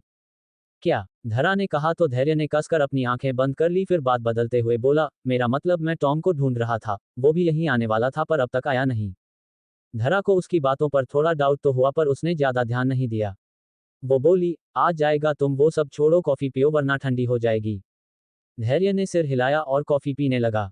धरा उसके बोलने का वेट कर रही थी। उसे लगा था कि शायद आज धैर्य उसे प्रपोज करेगा, पर धैर्य के मन में तो अब शक पैदा हो चुका था। धैर्य ने कॉफी खत्म की और धरा से बोला, शाम होने वाली है, मुझे अब जाना चाहिए। धरा ने कहा, इतनी जल्दी क्यों जाना है, थोड़ी देर रुक नहीं सकते क्या? धैर्य मन में बोला, मैं तो सारी जिंदगी तुम्हारे साथ रुकना चाहता हूं, पर अब मुझे डर लगने लगा है, अगर तुम सच की भूतनी हुई तो मैं क्या करूंगा? उसने कहा, टॉम की तबीयत ठीक नहीं थी, पर यहाँ इंटरव्यू देना भी जरूरी था, इसलिए वो भी मेरे साथ आ गया। कहते हुए उसे अचानक याद आया कि उसने तो इंटरव्यू दिया ही नहीं। उसने झट से अपनी रिस्ट वॉच में टाइम देखा। इंटरव्यू का टाइम खत्म हो चुका था। ये देख उसने अफसोस से अपनी आंखें बंद कर ली। तभी धरा ने कहा, डोंट वरी, तुम्हें इंटरव्यू देने की जरूरत नहीं है। मैंने जब तुम्हारे हाथ के बने नूडल्स खाए थे उसी वक्त मैंने तुम्हें अपने होटल में शेफ की पोजीशन देने की सोच ली थी। तुम जब चाहो तब ज्वाइन कर सकते हो। धरा की बात सुन धैर्य के होठों पर एक बड़ी सी मुस्कुराहट आ गई और उसने कहा, थैंक्स अगेन, तुम्हें नहीं पता कि तुम मेरी कितनी मदद कर रही हो, मुझे जॉब की सख्त जरूरत थी। धरा ने उसे एक झूठी स्माइल पास की, फिर दोनों होटल से निकलने लगे। तभी धैर्य का मोबाइल रिंग हुआ। उसने मोबाइल के स्क्रीन पर फ्लैश हो रहे नाम को देखा तो पाया कि टॉम उसे कॉल कर रहा है। ये देखकर धैर्य ने धरा से कहा, धरा तुम जाओ, मैं अभी आता हूँ। धरा ने सिर हिलाया और आगे बढ़ गई। धैर्य ने कॉल रिसीव किया, टॉम से बात करने लगा। टॉम ने उसे बताया कि वो बाहर पार्किंग एरिया में उसका वेट कर रहा है। उसकी बात सुन धैर्य ने उसे वहीं रुकने को कहा और कॉल कट कर पीछे पलटा तो उसकी नज़र धरा पर पड़ी और उसकी आंखें बड़ी हो गई। टॉम पार्किंग एरिया में धैर्य का वेट करते हुए खुद से बोला, अभी तक आया क्यों नहीं ये, और कितना टाइम लगेगा इसे? तभी धैर्य भागते हुए उसके पास आया और बाइक की चाबी उसे देते हुए बोला, बाइक स्टार्ट कर और जल्दी निकल यहाँ से। टॉम ने उसे इतना हड़बड़ी में देखकर पूछा, क्या हुआ, तू इतनी जल्दी में क्यों है? धैर्य ने हेलमेट लिया और उसके सिर पर पहनाते हुए बोला, वो सब घर जाकर बताऊंगा, पहले तू जल्दी से बाइक स्टार्ट कर। उसे इतना हड़बड़ाते हुए देखकर टॉम को कुछ सही नहीं लगा, इसलिए उसने आगे और कुछ नहीं पूछा। उसने बाइक स्टार्ट की और धैर्य के पीछे बैठते ही होटल से निकल गया। टॉम बाइक चलाते हुए बोला, क्या हुआ अब तो बता, तूने होटल में कोई भूतनी देख ली थी क्या, जो इतनी हड़बड़ी में भाग कर आया था? धैर्य अपना पसीना पोंछते हुए बोला, हाँ भूतनी ही देखी थी मैंने, और वो भी कोई अरी गहरी भूतनी नहीं, बहुत ज्यादा डरावनी भूतनी। इधर धरा चुटकी बजाकर अपने जादू से बंगलो वापस लौट आई थी। वो सोफे पर बैठने को हुई कि उसे अपने हाथ में पहने रिंग की डायमंड गायब दिखी। ये देख उसे याद आया कि जब वो धैर्य के साथ होटल से निकल रही थी तब उसके हाथ से रिंग गिर गई थी। उस वक्त उसने ध्यान नहीं दिया था और सिर्फ रिंग उठा लिया था।